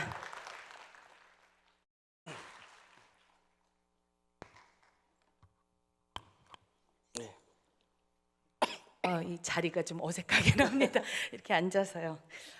네, 이 쭉 질문을 해주신 내용들을 이렇게 좀 연관해서요. 네네. 먼저 제가 처음에 교수님 강연을 듣고 느낀 거는 사실 4차 산업혁명이 너무나 말을 많이 하니까 뭔가 새로운 것 같다 그랬는데 이미 그거는 있었고 그렇죠. 이미 네. 변화는 있었는데 네. 우리가 그것을 이름 붙여서 지금 깜짝 네. 놀라고 있는 그런 상황이지만 네. 사실 정지훈 교수님이 2012년도에 네. 그 무엇이 미래를 바꾸는가 책을 쓰셨을 때 네. 이미 거기에 이 모든 내용들을 다 예측하기도 네. 하시고 네. 설명해 주셨습니다. 사실 그 호모 사피엔스라고 지금 말하는 인류는 최근 200년 동안 그 모든 변화를 이루어 왔잖아요. 그래서 그런 내용들을 보면서 이게 더 가속화되는데 일부에서 많은 기술을 보면서 사실 여기에 있는 현장에 계시는 분들은 저 기술들을 그럼 우리가 접목을 시킬 수 있을까? 네. 그리고 그런 게 비영리 현장과 맞을까? 그리고 이게 위기일까 기회일까? 네. 굉장히 많은 그 설레임도 있지만 고민도 있으실 것 같아요. 그래서 그냥 단순한 질문, 정말 비영리에게 기회일까요? 일부에겐 기회고 일부에게는 위기죠. 그러니까 이거는 비영리만의 문제가 아니고 네. 영리 기업들도 똑같은 문제에 봉착을 한 거예요. 그러니까 이런 기술이 진입을 하게 되면서 보다 그 섹터의 일을 더 잘할 수 있는 새로운 진입자들이 들어올 수 있도록 열어준 거거든요. 그럼 당연히 경쟁이 격화되잖아요. 경쟁이 격화되니까 그 중에서 잘 되는 곳들은 아마 그 자리를 이제 대체하면서 차지하게 되는 그런 양상이 벌어지게 될 텐데 영리만 그런 게 아니라 비영리도 저는 그렇다고 생각을 해요. 같은 종류의 일과 같은 종류의 가치를 전달하는데 이런 기술들을 잘 활용하고 그래서 원가도 낮추고 좀 더 효율적으로 하면서 사람들한테 신뢰를 보여줄 수 있는 곳들은 아무래도 조금씩 더 나아질 것 같고 그런 분들한테 기회가 되겠죠. 그런데 그게 아니고 이제 기존에 어떻게 보면은 비용 구조라든지 또는 속도라든지 효율 같은 것들이 계속 떨어져서 지속 가능한 어떤 그런 부분이 적어지게 되면 거기에서 원래 하려고 했던 사회적 가치의 제공이 줄어들게 되잖아요. 그럼 자연스럽게 그것 때문에 그런 곳들은 경쟁력을 계속 잃게 되겠죠. 결국에는 이게 같은 일을 하는 사람들은 어쩔 수 없이 경쟁을 하게 되는데 그런 부분에 있어서 잘 못하게 되면 점점 안 좋아진다는 건 저희 확실하죠.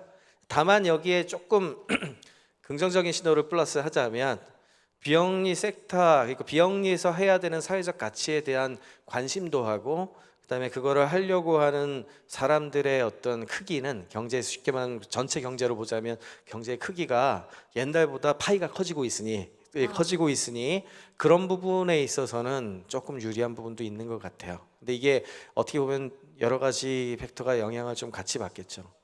그러니까 그 부분에서 저는 조금 더 들어가면 네, 사실 사람들이 이게 가치 있다고 믿는 것, 그러니까 가치 있다고 믿기 때문에 그게 또 가치가 있어지는 그렇죠. 거잖아요. 돈이 가치 있다고 믿기 때문에 돈이 중요해지는 거고. 그렇죠. 네. 그런데 비영리가 추구하는 가치가 정말 가치 있다라고 사실은 저희는 계속 얘기했지만 지금 영리 영역에서도 얘기한다. 네. 그런데 과연 영리 영역에서 얘기하는 그 가치라는 것이 결국 나중에는 그 영리를 위한 것으로 가지 않겠는가라는 그거는- 고민을 할 수도 있고요. 네네네. 네, 그래서 그런 질문과 함께 네네. 저희는 그럼에도 불구하고 그 정말 사회적 자본 또는 사회적 가치를 네. 더 많은 사람들에게 확산해야 되는 숙제가 비영리에 있지 않을까. 네, 맞습니다. 그렇다면 그것을 그럼 비영리가 지금의 시점에서 어떻게 접근하면 좋을까 하는 고민을 해봅니다. 크게 이제 영리 기업들이 움직이는 방식에서 이제 두 가지의 걱정이 있을 수 있다고 생각이 되는데, 첫째는 조직 자체가 이제 이익을 추구하도록 만들어져 있기 때문에 성장을 해야 되고, 그것 때문에 벌어지는 사건이 이건 어디까지나 제도적인 문제예요, 사실은. 그런 경우에가 아직도 존재를 하기 때문에 이제 그런 부분들을 덜어내기 위해서 해당되는 비영리 조직을 만든다든지 이런 작업들을 하게 되죠. 근데 이때 이제 그 변화가 옛날 같았으면은 그 자체에 대해서 뭐 고민을 갖다가 좀 많이 했을 텐데, 요즘에는 특징이 아예 특히 창업자들의 정신 자체가 돈만 벌면 됐지라고 하는 사고 방식 자체가 많이 바뀌었어요. 진짜로 농담이 아니고 실리콘밸리의 젊은 친구들은 진짜 많이 바뀌어 있고요. 물론 이제 일부는 그렇지 않은 사람들도 있죠. 근데 이제 그런 사람들 같은 경우에는 본인들이 직접 뛰어들죠. 아까 말씀드린 빌 게이츠처럼. 그렇게 되면 기존에 있었던 플레이어들 사이에 들어와 버리는 그런 케이스가 되잖아요. 그래서 이게 일단 봐야 되는 첫 번째 현상이고, 두 번째는 아예 그러면 처음부터 기업 자체를 그런 형식으로 만들면 어떨까라고 하는 접근이 있겠죠. 그래서 이게 소위 얘기하는 이제 사회적 기업에 해당하는 부분들, 그리고 사회적 기업하고는 조금 다른데 협동조합 같은 것들이 이제 약간 그런 형태의 그 모토를 띠고 있죠. 근데 이거는 어디까지나 지금 현재 여전히 전 세계적인 실험이 되고 있는 상황이고, 그런 실험을 통해 가지고 이 접점을 찾을 수가 있게 되면 많은 수의 기업이 속속들이 사회적 기업화 할 걸로 보고 있어요. 속속들이 사회적 기업화 하게 되면 이젠 점점 그 경계가 사라지게 되겠죠. 그러니까 이거는 조금 더 먼 얘기죠. 그러니까 이 소위 얘기해서 이 아예 조직 자체가 지금 현재는 어쨌든 영리와 비영리의 특성과 리걸 엔티티 법적인 어떤 주체가 진행돼야 되는 어떤 이게 딱 정해져 있으니까 그들이 생각이 좀 그렇지 않다 할지라도 이렇게 따로따로 해야 되는데, 그게 아니고 사회적인 것들을 하면서도 서스테이너빌리티를 되게 중시하는 형태의 기업들이 늘어나게 된다면 이제 좀 양상이 좀 달라질 수도 있겠죠. 더 고민이 되는 것 같아요. 그러면 결국 비영리라는 섹터가 네. 이게 존재를 할 수 있는가, 또는 우리는 우리 스스로를 뭐라고 또 규정하고 저는 가야 이렇게 되는가. 얘기를 하고 싶어요. 아까 전에도 잠깐 말씀드렸는데 비영리가 탄생을 한 거는 되게 오래된 이야기지만 비영리가 우리가 얘기하는 오늘날의 수준으로 이렇게 증폭된 거는 1970년대에 우리 사회, 전 세계죠. 전 세계 사회의 모순이 극대화됐을 때였어요. 그때에는 한마디로 이 월드가 비영리를 요구한 거예요. 우리 세계가 비영리를 요구했고, 그 비영리 단체들이 해낸 그 성과도 어마무시해 너무너무 크고 대단하다고 저는 생각을 하고 있어요. 그래서 그나마 우리 사회가 이렇게 살기 좋게 된 거죠. 안 그랬으면, 그런 게 없었으면 아마 옛날에 우리 그 공산주의 그 이론할 때 이게 파멸되는 그 상황이 아마 거의 같겠죠. 저는 그렇게 생각을 해요. 그런데 지금 어떻게 보면은 비영리의 존재 자체가 사회적 니드에 의해서 존재한 게 아니고, 여러분들이 그냥 기득권으로서 우리가 무조건 살아야 되니까 존재해야 되니까라는 질문을 하고 계신 것은 아닌가요? 네. 그러니까 만약에 사회에서 그 조직을 필요로 없다라고 이야기를 하고 그렇게까지 필요 없고 그냥 사회적 기업하고 기업들하고 이렇게 해서도 다들 생각해주고 있으니까 이 모순이 작으니 뭐 그럴 필요 없잖아라고 하게 되면 없어져도 되는 거 아니에요? 저는 그렇게 생각합니다. 아니 그거는 저도 그렇게 또 동감을 하는 면도 있습니다. 왜냐하면 뭐 조직이 그 조직의 구성 뭐 어떤 존재 이유를 위해서 우리가 존재하는 것이 아니라 정말 사회적인 가치라든가 저희가 그런 고민을 해야 될 텐데요. 그래서 이제 비영리 쪽에서 저희가 사실 고민하고 있는 건 특히 4차 산업혁명 했을 때 선생님이 번역하신 파이널 인벤션이라는 책은 사실 네.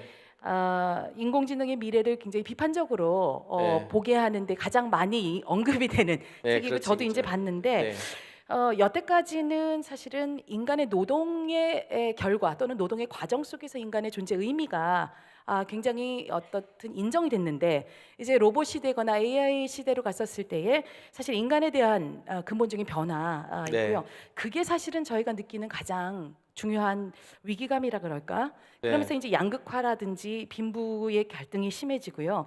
근데 교수님께서는 개개인이 지금과는 다른 생각 또는 융합과 통섭의 사고로 창의적으로 가야 된다고 하시는데 네. 그냥 저희가 단순 생각에 하루 일당으로 겨우 생존하는 수많은 사회적 약자들이 그런 창의적인 사고로 변화에 대처하는 거는 제가 볼 땐 너무 어렵다. 그리고 지금까지는 국가 단위에서 법과 제도로 그런 것들을 사실은 막았어요. 예를 들어 구글이 다른 나라에 가서 어떤 편법으로 세금을 탈취한다 해도 그거는 그 나라의 법으로나 이렇게 해서 어쨌든 막았는데 독과점을 규제한다든가. 근데 앞으로 사회에 있어서는 이게 어떻게 되는지 예측이 안 될 때에 네. 오히려 저희는 현장에서 만나는 장애우나 실업, 빈곤층 이렇게 되는 현실을 과연 이 영리에 있는 섹터가 고민할 것이냐. 네. 그러면 오히려 비영리 영역이 저희가 훨씬 더 할 일이 많아지는 거 아닐까 이런 고민을 하는데요. 네. 저희 고민이 어떤지에 대해서 저는 영리 비영리를 그걸 나누는 것 자체가 좀 이상해요. 지금 말씀하신 네. 건 영리에 있는 사람이라고 고민 안 하는 게 아니고요. 비영리에 있는 사람이 고민 안 하는 게 아니고 이 시대한테 주어진 숙제입니다. 네. 그러니까 어떻게 보자면 노동을 중시했었던 사회가 끝났다라고 얘기를 하는 거거든요. 어떤 네. 면에서는 그렇게 되면은 노동을 중심으로 하는 그 분배의 규칙이 깨져야 된다는 얘기잖아요. 네. 그렇게 된다면 역시 마찬가지로 얻어낸 수익을 갖다가 어떻게 사회적 합의를 통해 분배할 것인가를 합의를 해야 되는데 그 논의를 통해 가지고 사회 제도가 전반적으로 성숙하고 바뀌어야 되는 게 최우선이고요. 첫 번째는. 근데 이 중간에 그 가는 과정 속에 해야 할 일은 많이 있죠. 네. 왜냐하면은 그런 사회적 합의를 할 때까지 사람들의 생각과 논의가 그런 방향으로 갈 수 있도록 해줘야 되는 거니까. 그리고 아마 일부에서는 그런 것들을 가능하게 해준 베스트 프랙티스가 나올 것 같아요. 예를 들자면 뭐 스위스 같은 경우에 기본소득제 같은 걸 도입하기 위해서 국민투표를 했는데 부결됐죠. 네. 부결돼 가지고 잘 안 돼 버렸는데 그 다음에 핀란드에선 성공을 했습니다. 예. 핀란드에 성공을 하면서 약 한 3개월 정도 시범적으로 운영을 했더니 기존에 있었던 부작용이 없음을 증명하고 전면 확대를 했잖아요. 이렇게 되면 그거에 대한 베스트 프랙티스가 주변에 영향을 미쳐요. 산업혁명도 그랬듯이 이런 그 성공의 사례가 여러분들을 설득하게 될 텐데 그런 것들을 설득을 하면서 우리 사회를 전체적으로 바꾸려고 하는 게 첫 번째 노력이고요. 네. 근데 그 와중에 아마도 중간에서 해야 할 역할들은 정말 많이 있을 것 같아요. 그러니까 그런 면이 어쩌면은 저희가 더 예민하게 네. 더더군다나 현장을 가지고 있는 비영리가 지금 네. 당장 저희들이 좀 더 보면서 특히 국가나 기업이 어차피 국가는 규제 쪽으로 갈 수밖에 없고 기업은 확장적으로 갈 수밖에 없는 네. 그 상황에 그 안에서 정말 이것이 제대로 작동하도록 하는 게 시민 네. 사회 또는 우리 MPO의 역할이 아닐까. 그 이야기를 라는 하셔야 생각입니다. 되는데 네. 하셔야 되는데 그때 여기서 또 중요한 게 네. 저는 기업들이 옛날처럼 그렇게 이불하지 않다고 생각해요. 예를 들자면 구글이라든지 페이스북 같은 회사를 네. 예를 듭시다. 이게 정보 쪽에 제일 많이 이야기하는 회사니까 구글이나 페이스북 같은 회사들이 더 이런 그 신뢰를 쌓으려고 노력을 많이 해요. 왜냐하면 그것이 그들의 전부거든요. 만약에 지나치게 뭔가 잘못하거나 혹은 자기네들 거를 그 네트워크에 의해서 움직여지는 여러 가지 것들을 잃게 되면 신뢰를 잃게 되면 이 회사들은 순식간에 망해요. 파산하기 때문에 이미 예를 들어 데이터 같은 경우에도 전 세계 어떤 데이터 관련된 그 비영리 기관보다도 더 적극적인 활동을 해요. 예를 들자면 데이터의 프라이버시 문제라든지 또 구글 같은 경우에는 데이터 프론트엔드라는 것들이 있는데 그게 뭐냐하면 이동의 권리.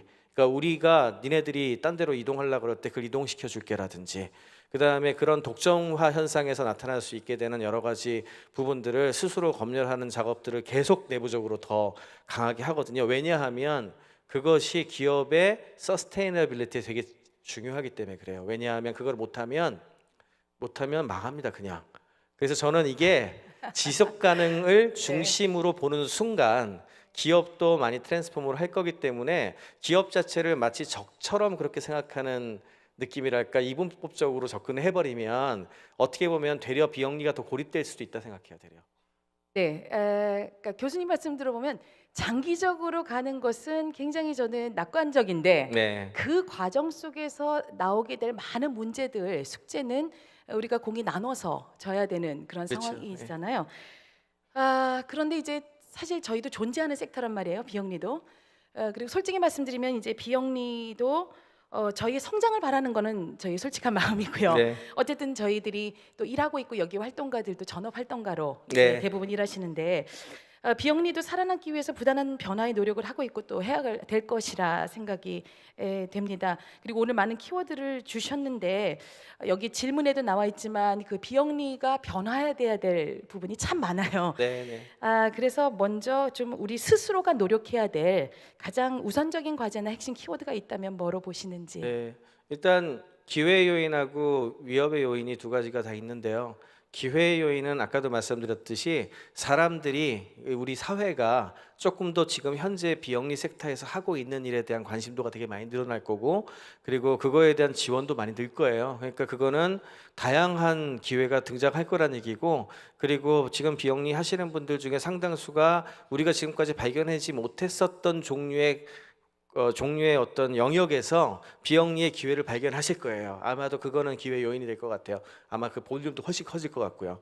그런데 이제 어려운 이제 변화를 겪게 될 부분들은 아까도 얘기했듯이 기존의 비영리가 자리를 잡고 했었던 곳들 같은 경우에 새로운, 그게 영리에서 오든 아니면 새로운 활동가나 새로운 비영리에서 오든 이들에 대한 도전을 굉장히 많이 받으시게 될 거고, 그거로 인해서 굉장히 많은 어떤 챌린지를 받게 되는 건 현실이에요. 그래서 두 가지가 결합해서 진행된다고 생각을 하시면 그 비영리의 숫자는 많이 늘어나게 될 거고, 비영리 그 자체의 조직의 크기나 그 비효율이 적은 데들은 이제 콜랩스를 하는 이런 현상이 같이 진행이 되는 게 일단 그 양상으로 보이고요.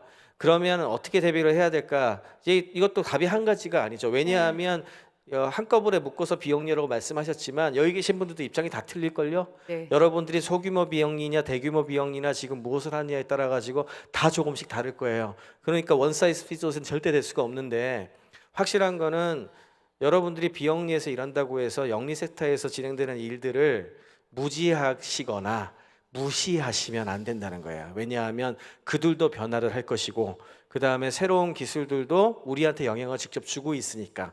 그러니까 첫 번째로 드리고 싶은 조언은, 우리가 하고 있는 일에 대한 자부심을 가지시는 건 좋지만 그것이 마치 우리만 할 수 있다는 생각은 버리시고 되려 조금 더 근본적인 질문을 던지면서 이게 어떻게 변해갈까에 대한, 제가 지금 드리는 것도 여기서 배워서 한 게 아니에요. 저는 고민을 항상 지난 이런 디지털 트랜스폼에 대한 고민을 하다 보니까 상식선의 Y를 계속 하다 보니까 나온 답들이거든요.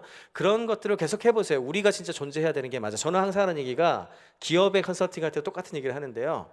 당신네들이 존재해야 되는 이유를 나한테 설명해 보세요. 저는 질문을 던져요.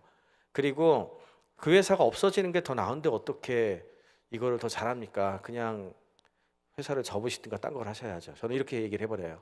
왜? 더 이상 존재의 가치가 없는데 왜? 이거거든요. 그러니까 여러분들도 이게 되게 무서운 질문인데요. 한 번쯤은 우리 본질에 대해서 질문을 해보세요. 내가 우리 사회에 진짜 도움이 되는 건 맞을까? 그 질문을 던지다 보면은, 그러면 지금 그렇다라고 답이 나오면은 그렇다고 바로 망하진 않잖아요. 그러니까 트랜스포머 해야 된다는 시그널이 된 거죠. 그러니까 여기에서 어떻게 변화해야 될지에 대해서 공부를 하시고, 경우에 따라서는 어떤 변화를 가져와야 될지에 대해서 지속적으로 공부하고, 또 한 가지, 두 번째는 공부만 해서 안 됩니다. 작게 실험을 해보셔야 돼요. 작게 실험. 그래서 만약에 큰 조직 같은 경우 이게 어려워요. 작은 데는 되려 트랜스폼 하기가 쉽거든요. 빨리빨리 움직일 수 있어가지고 조금 쉬운데, 큰 조직 같은 경우에 점점 어려워지는데, 큰 조직 같은 경우에는 어떤 걸 해주셔야 되냐 하면, 기업하고도 비슷한 얘기인데요. 실험 공간을 늘려주셔야 돼요. 그러니까 각각의 혁신가들 개인이 사실 제일 중요하게 될 것 같은데 각각의 혁신가들이 본인의 믿음에 따라서 이런저런 실험을 해볼 수 있는 장이 열린 곳들은 새로운 기회를 찾거나 트랜스포머를 할 기회를 찾아서 그거의 네트워크에 의해서 성장을 할 가능성이 좀 생기잖아요. 아까 말씀드린 지금 최근에 급부상하고 있는 NGO들을 보면 대부분 그런 경영 방침을 가지고 있어요. 그래서 그렇게 변화를 하시는 쪽으로 많이 연구를 해보시라고 드리는 조언이 유일한 조언 같습니다. 네, 제가 중간에 기침을 해서 죄송합니다. 그래서 지금 제일 사실은 그 많은 분들이 이렇게 뽑아주신 질문을 보면 사실 이 고민은 저희 내부에서 해야 되는 고민인데 저희의 조직 문화라든가 뭐 그런 이미 갖춰져 있거나 또는 이미 굳어져 있는 그리고 또 이 안에 세대 간의 또 갈등도 네. 있는데 뭐 교수님께서 직접 그렇게 조언해 주시긴 어려우시겠지만 여기에 계시는 특히 젊은 분들 같은 경우는 이 변화의 흐름에 대해서 받아들이고 네. 또 굉장히 거기에 대해 창의적으로 또 도전을 하시는 분들인데 이것을 이 보수적인 우리 비영리 기관에 여기 말씀대로 문화로 인해서 어려움을 겪는 이 어려움을 해결하기 위한 해결책이 없겠나라는. 있습니다. 두 가지 중에 하나야. 답은 둘 중에 하나밖에 없어요. 하나는 때려치고 나오셔서 본인이 문제를 해결하시는 거고요. 첫 번째. 두 번째는 해당 조직을 변화시키시는 거고요. 둘 중에 하나죠. 근데 최근에 제가 겪었었던 사례를 잠깐 말씀을 하나 드리면은 이런 스타트업들을 이렇게 활성화시키는 것들은 벤처 캐피탈들은 파이낸셜 리턴을 위해서 투자를 하잖아요. 그렇지만 스타트업을 중심으로 해서 새로운 것들이 막 등장하게 만드는 그건 생태계니까 그걸 프로모션하는 건 비영리의 영역이거든요. 그래서 비영리 단체들이 그런 것들을 하는 곳들이 좀 있어요. 근데 그 중에서 최근에 제가 가장 인상적으로 본 데가 핀란드에서 만들어진 비영리 기관인데 슬러시라고 하는 곳이 있어요. 슬러시가 지금 현재는 이제 세계 최대의 스타트업 행사를 하는 곳이 됐습니다. 그 비영리 기관이. 근데 제가 그거를 가보고 어떻게 그런 일이 벌어졌는지를 알 수가 있었어요. 가봤더니 제가 정말 놀랬던 게요. 우리가 이런 컨퍼런스 하잖아요. 이것도 오늘도 신선한 경험 많이 하셨죠? 예, 그런데 저는 그때 정말 놀란 게 스타트업 행사 하면은 중간에 부스 같은 거 보통 있고 컨퍼런스 막 열리고 이러는 거잖아요. 그래서 딱 갔는데 클럽에 들어간 줄 알았어요. 진짜 코엑스 같은 공간 전체가 하나로 뚫려 있는 클럽 같이 들어가는데 이 양쪽 끝에 저쪽 끝에 컨퍼런스 이쪽 끝에 컨퍼런스 여기 컨퍼런스 여기 컨퍼런스가 열려요. 근데 저쪽은 파이어사이드 채시로 형식으로 이렇게 두런두런 앉아가지고 기본소득제 논의하고 뭐 이런 얘기를 하는 그런 게 있었고 저기는 스타트업 CEO들 중에 성공한 애들이 나와서 막 이렇게 프레젠테이션을 하고 여기는 스타트업 막 하는 애들이 1, 2분 스피치를 하고 여기는 뭐 리크루트 해당하는 뭐 하고 있고 가운데는 그냥 사람들 돌아다니면서 들를 수 있는 이게 돼 있었고 이것도 돈 위주로 안 했어요. 네. 30만 원짜리 부스였거든요. 가격이 똑같아요. 30만 원짜리인데 가장 임팩트 있게 스토리 잘 쓰고 잘한 친구들한테 줘요. 왜냐하면은 그렇게 해야 공평하잖아요. 돈 많은 놈이 가져가는 게 아니니까. 그 다음에 여기에는 점심을 팔아요. 점심을 갖고 와서 돌아다니면서 먹어요. 근데 컨퍼런스장에서 이쪽 컨퍼런스가 들리고요. 저쪽 컨퍼런스장에 저게 보여요. 여기도 다 보이고요. 다 트여 있어요, 그냥. 그래서 여기다가 나 저거 들으러 갈래 해서 움직여도 되고요. 시장 바닥 같아요, 진짜. 그런 식으로 돼 있는데 거기서 끝났으면 좀 덜 놀랐을 텐데 5시가 되니까 이 행사가 대부분 다 끝났어요. 그 하나의 물결이었거든요. 다 끝났는데 그때부터 진짜 클럽이 되더라고요. 예, 술이 반입이 되고 저기는 가라오케, 여기는 DJ가 나타나고 새벽 4시까지 놀아요. 새벽 4시까지 놀고 그다음에 6시간 정리하 10시에 다시 오픈해요. 그리고 수많은 핀란드의 발론티어들이 와가지고 그걸 도와주고 있고 알토대학 학생들이나 너무 놀래가지고 야 이게 컨퍼런스야 엑스포야 뭐야 도대체 완전히 형식 자체가 없는 거예요. 없는 거. 그래서 제가 너무 놀래가지고 그 행사 당사자를 만났는데 그리고 나서 이제 알았죠. CEO가 26살이에요. 그리고 보드 멤버가 네. 그 NGO 해당 보드 멤버가 다 대학생들이에요. 다 대학생들이고 그다음에 이들을 키워준 사람은 앵그리버드라는 회사를 만든 로비오라는 회사가 있는데 거기에 있는 친구가 자기가 이렇게 그 스타트업을 할 때 제일 힘들었던 게 헬싱키에서 투자도 할 수 있는 사람하고 사회가치 혁신을 하는 사람하고 이렇게 만남의 장이 힘들어갖고 살롱 네. 같은 걸 만들었었던 건데 그걸 처음 도와줬던 애들이 대학생들 그룹이 있었는데 자기가 바빠지니까 니네가 한번 해 해서 넘겼던 게 그렇게 단 몇 년 사이에 세계 최대의 조직이 됐어요. 그러니까 저는 이게 시사하는 바가 되게 큰데 저는 요즘 제가 이 강의를 하고 여러분한테 얘기를 많이 하지만 제 말도 믿지 마세요. 저도 구닥다리여가지고요. 예, 여러분들의 프레시한 머리가 훨씬 더 나을 수도 있고요. 예, 그런 파격적인 걸 더 하실 수도 있어요.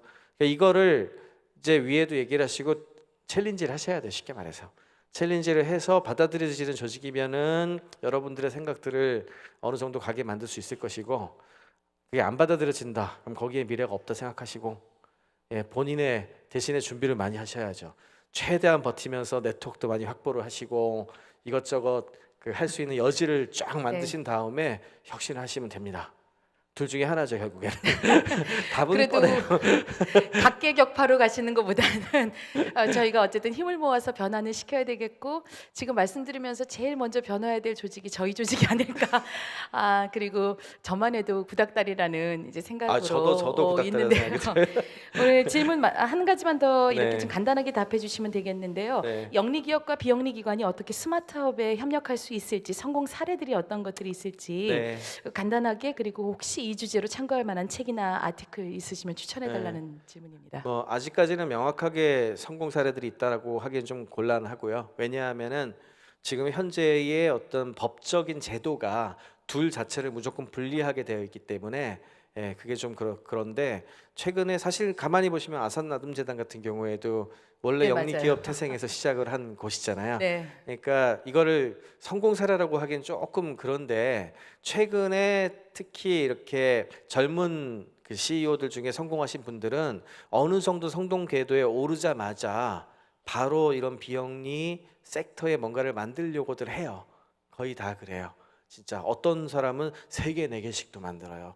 이 목적별로 네. 3개, 4개씩도 만들고 이렇게 하는 걸 보면은 확실히 사회적인 어떤 그런 부분들은 되게 많이 변했다. 또 빌 게이츠나 마크 주커버그 같은 친구들도 이미 중간에 가는. 그러니까 옛날에는 우리 이렇게 얘기하잖아요. 영리 기업이 크게 성공을 한 다음에 돈 다 벌고 나이 들어서 나중에 그렇죠. 한번 네. 해보자 이런 얘기를 했었는데 이미 그렇지 않은 것 같아요. 젊은 세대는. 그래서 그게 이제 어떻게 보면 성공 사례에 가까운 종류들의 이야기라고 드릴 수가 있을 것 같은데 근데 이게 지금 말씀드리는 본질적인 영리기업과 비영리기관의 협력으로 이끌어지지 못하는 이유는 영리기관이 가지고 있는 법적인 형태와 그 다음에 영리기업은 주식을 바탕으로 하는 주주회사로 돼 있잖아요. 그분들이 이익을 바탕으로 해가지고 움직이게 돼 있는 본질적인 구조를 갖고 있죠. 이제 그런 부분들하고 비영리 같은 경우에는 그런 부분들을 하지 못하게 만들어놨잖아요. 그렇죠. 예. 그러니까 이 부분들을 분리를 해놨었는데 결국에는 제가 말씀드린 것처럼 이 중간에 컨버전스가 되어 있는 법적 제도가 나타나야 진짜 이게 나타날 텐데 그 제도가 사실은 사회적 기업이나 혹은 이제 협동조합 같은 게 그 중간 형태를 띠고 있는 거예요. 근데 아직까지 이 중간중간에 마찰들이 있잖아요. 네. 그리고 아마 하다 보면 잘 안 되는 것들도 많을 텐데 그런 부분들은 앞으로 잘 되는 것들이 있으면 조금씩 바뀌어 나가지 않을까 하는 생각을 하고 있습니다. 그러니까 많은 시행착오가 필요할 것 같고요. 네. 그러려면은 도전을 하고 실패하더라도 저희가 하여튼 도전하는 정신이 필요하겠고요. 조직에서는 그렇게 도전하고 실패하더라도 그것을 또 여유 있게 지속할 수 있는 그 여유 또는 어떻든 그러한 방향으로의 그렇죠. CEO들의 마인드가 전환이 돼야 될 것 같은데요. 결국 저는 이제 사람이 답이다. 네. 결국 그 사람을 만나는 현장이 비영리 현장이고요. 인류 역사에서 어느 때보다도 많은 변화가 예측되고 많은 과제가 있지만 비관과 함께 변화의 기도 사람이기 때문에 저는 특히 우리 비영리 단체에서 고군분투하시는 활동가들이 가장 저는 중요한 변화의 키가 아닐까 생각하는데요. 마지막으로 우리 비영리 활동가들에게 격려 말씀을 주신다면. 네, 제가 봤을 때 우리 사회가 시간이 가면 갈수록 비영리 활동가들을 더 많이 필요로 할 거예요. 제가 확실히 말씀드릴 수 있는 거는 여러분들이 지금 일하고 있는 비영리 기관은 망할지 몰라도 여러분들은 안 망해요. 왜냐하면 가장 여러분들이 희망적인 그렇죠. 얘기네요. 여러분들은 다른 기관으로 옮기거나 본인들이 만드실 수도 있고 심지어는 영리 기업의 비영리 섹터의 어떤 그런 생각을 가지시고 있는 그 경영자들한테 가가지고 그 일을 하실 수도 있어요. 그리고 그에 대한 사회적 관심은 계속 늘어날 거고요. 제 생각하기에는 아마도 전체 일자리의 적어도 3분의 1에서 거의 절반 가까이 비영리 쪽으로 가지 않을까 저는 그렇게 생각을 하는데, 그렇기 때문에 여러분들은 계속 기회가 있으실 거예요. 그러니까 희망을 잃지 마시고요. 대신에 그러려면 오래 버티셔야 되잖아요. 오래 버텨야 되니까 너무 한쪽에 의존해 가지고 이 방향으로 할 마시고 좀 이렇게 이것저것 여러 가지 경험도 하고 본인 개발도 많이 하시고 그랬으면 좋겠습니다. 네. 지금까지 짧은 시간이었지만 이미 경계를 넘어서 저희와 함께하고 계시는 우리 정지훈 교수님을 함께 만난 시간이 아마 여기 계시는 모든 분들에게 생각의 지평을 넓히고 또 도전도 받고요. 아프기도 하고 그러나 저희에게 또 힘을 얻는 계기가 되었다고 생각합니다. 우리 정지훈 교수님께 큰 박수로 다시 한번 마무리하면서 인사를 드리겠습니다. 고맙습니다. 네, 짧은 시간이었지만 저도 정지훈 교수님과의 만남을 기대하면서 여러 생각을 하게 되었습니다. 그리고 오늘 또 많은 도전을 제가 받고 갑니다. 역사는 만남을 통해서 이루어진다고 하는데 그 만남을 이제 만들어주는 많은 플랫폼들이 또 개발이 되는 것 같고요. N포럼 자체가 이렇게 또 새로운 실험을 하시는 것이 저는 또 이 플랫폼을 열어가는 하나의 모델을 보여주신 것 같습니다. 현장에서 일하시는 모든 분들 어떻게 응원을 하고 어떻게 도와드려야 될까 저도 숙제고요. 그렇지만 이렇게 모임을 가진 자리에서 우리의 눈빛을 확인하고 그리고 어떻든 이 정지훈 교수님의 말씀과 영리 섹터 안에서도 정말 좋은 가치를 위해서 우리 같이 뛸 수 있다라는 그 가능성이 저에게 또 미래를 희망으로 보게 하지 않을까 싶습니다. 그만큼 저희가 또 노력해야 될 부분도 많을 것 같습니다. 저도 저의 현장에서 열심히 노력하겠고요. 여러분들 응원하겠고요. 여러분들도 정말 현장에서 열심히 해주시기를 부탁드리겠습니다. 감사합니다.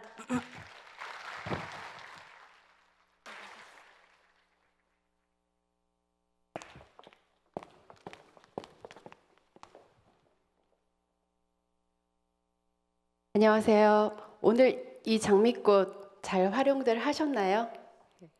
네. 장미꽃이 낯선 사람들과의 만남을 훨씬 더 부드럽게 만들어준 것 같습니다. 저희 N포럼 이제 마지막으로 한 말씀 드리고 마무리 지을 텐데요. 지금 보이시죠? 저희 오늘 하루 종일 사용했던 심플로우에서 여러분들의 의견을 듣고 있습니다. 그래서 마지막으로 여러분들의 의견 그리고 2018년에 대한 기대 함께 남겨주시면 저희 참고하도록 하겠습니다. 올해 3회를 맡게 되는 N포럼이었습니다. 매년 N포럼은 그 규모와 깊이를 더해왔습니다. 이렇게 매년 발전할 수 있었던 것은 이 포럼이 어느 한 기관의 행사가 아니었기 때문이라고 생각합니다. N포럼은 비영리 분야의 다양한 기관에서 현재 일을 하고 계신 실무자분들이 자발적으로 모여서 만든 포럼입니다. 많이 만났고요. 많이 이야기 나누었습니다. 많은 생각들을 함께 정리했습니다. 이번 포럼에서 저희는 새로운 시도를 몇 가지 했습니다. 첫 번째는 포럼의 전체 진행을 하는 사회자를 없앴습니다.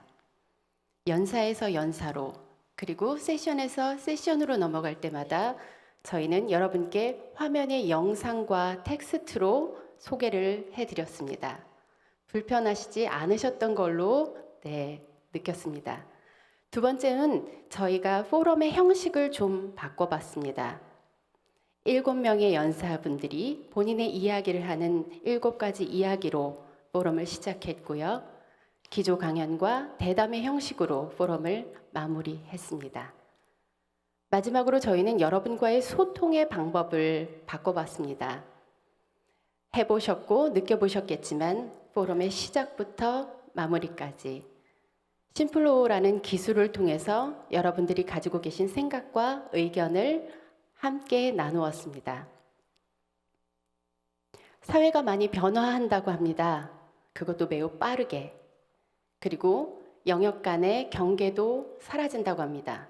오늘 여러분들이 들으셨던 것처럼. 그렇다면 우리는, 그리고 여러분은, 그리고 비영리는 어떤 준비를 어떻게 하는 게 좋을까요? 우리는 우리가 여전히 지키고자 하는 가치를 어떻게 더욱 잘 지킬 수 있을까요? 궂은 날씨에 이곳까지 찾아와 주셔서 정말 감사드리고요. 2018년 N포럼은 더욱 새로운 주제로 여러분들이 목말라하는, 궁금해하는 것들로 채워보겠습니다. 내년 N포럼에서 다시 뵙겠습니다. 2017 N포럼 준비위원장 강예돈입니다. 감사합니다.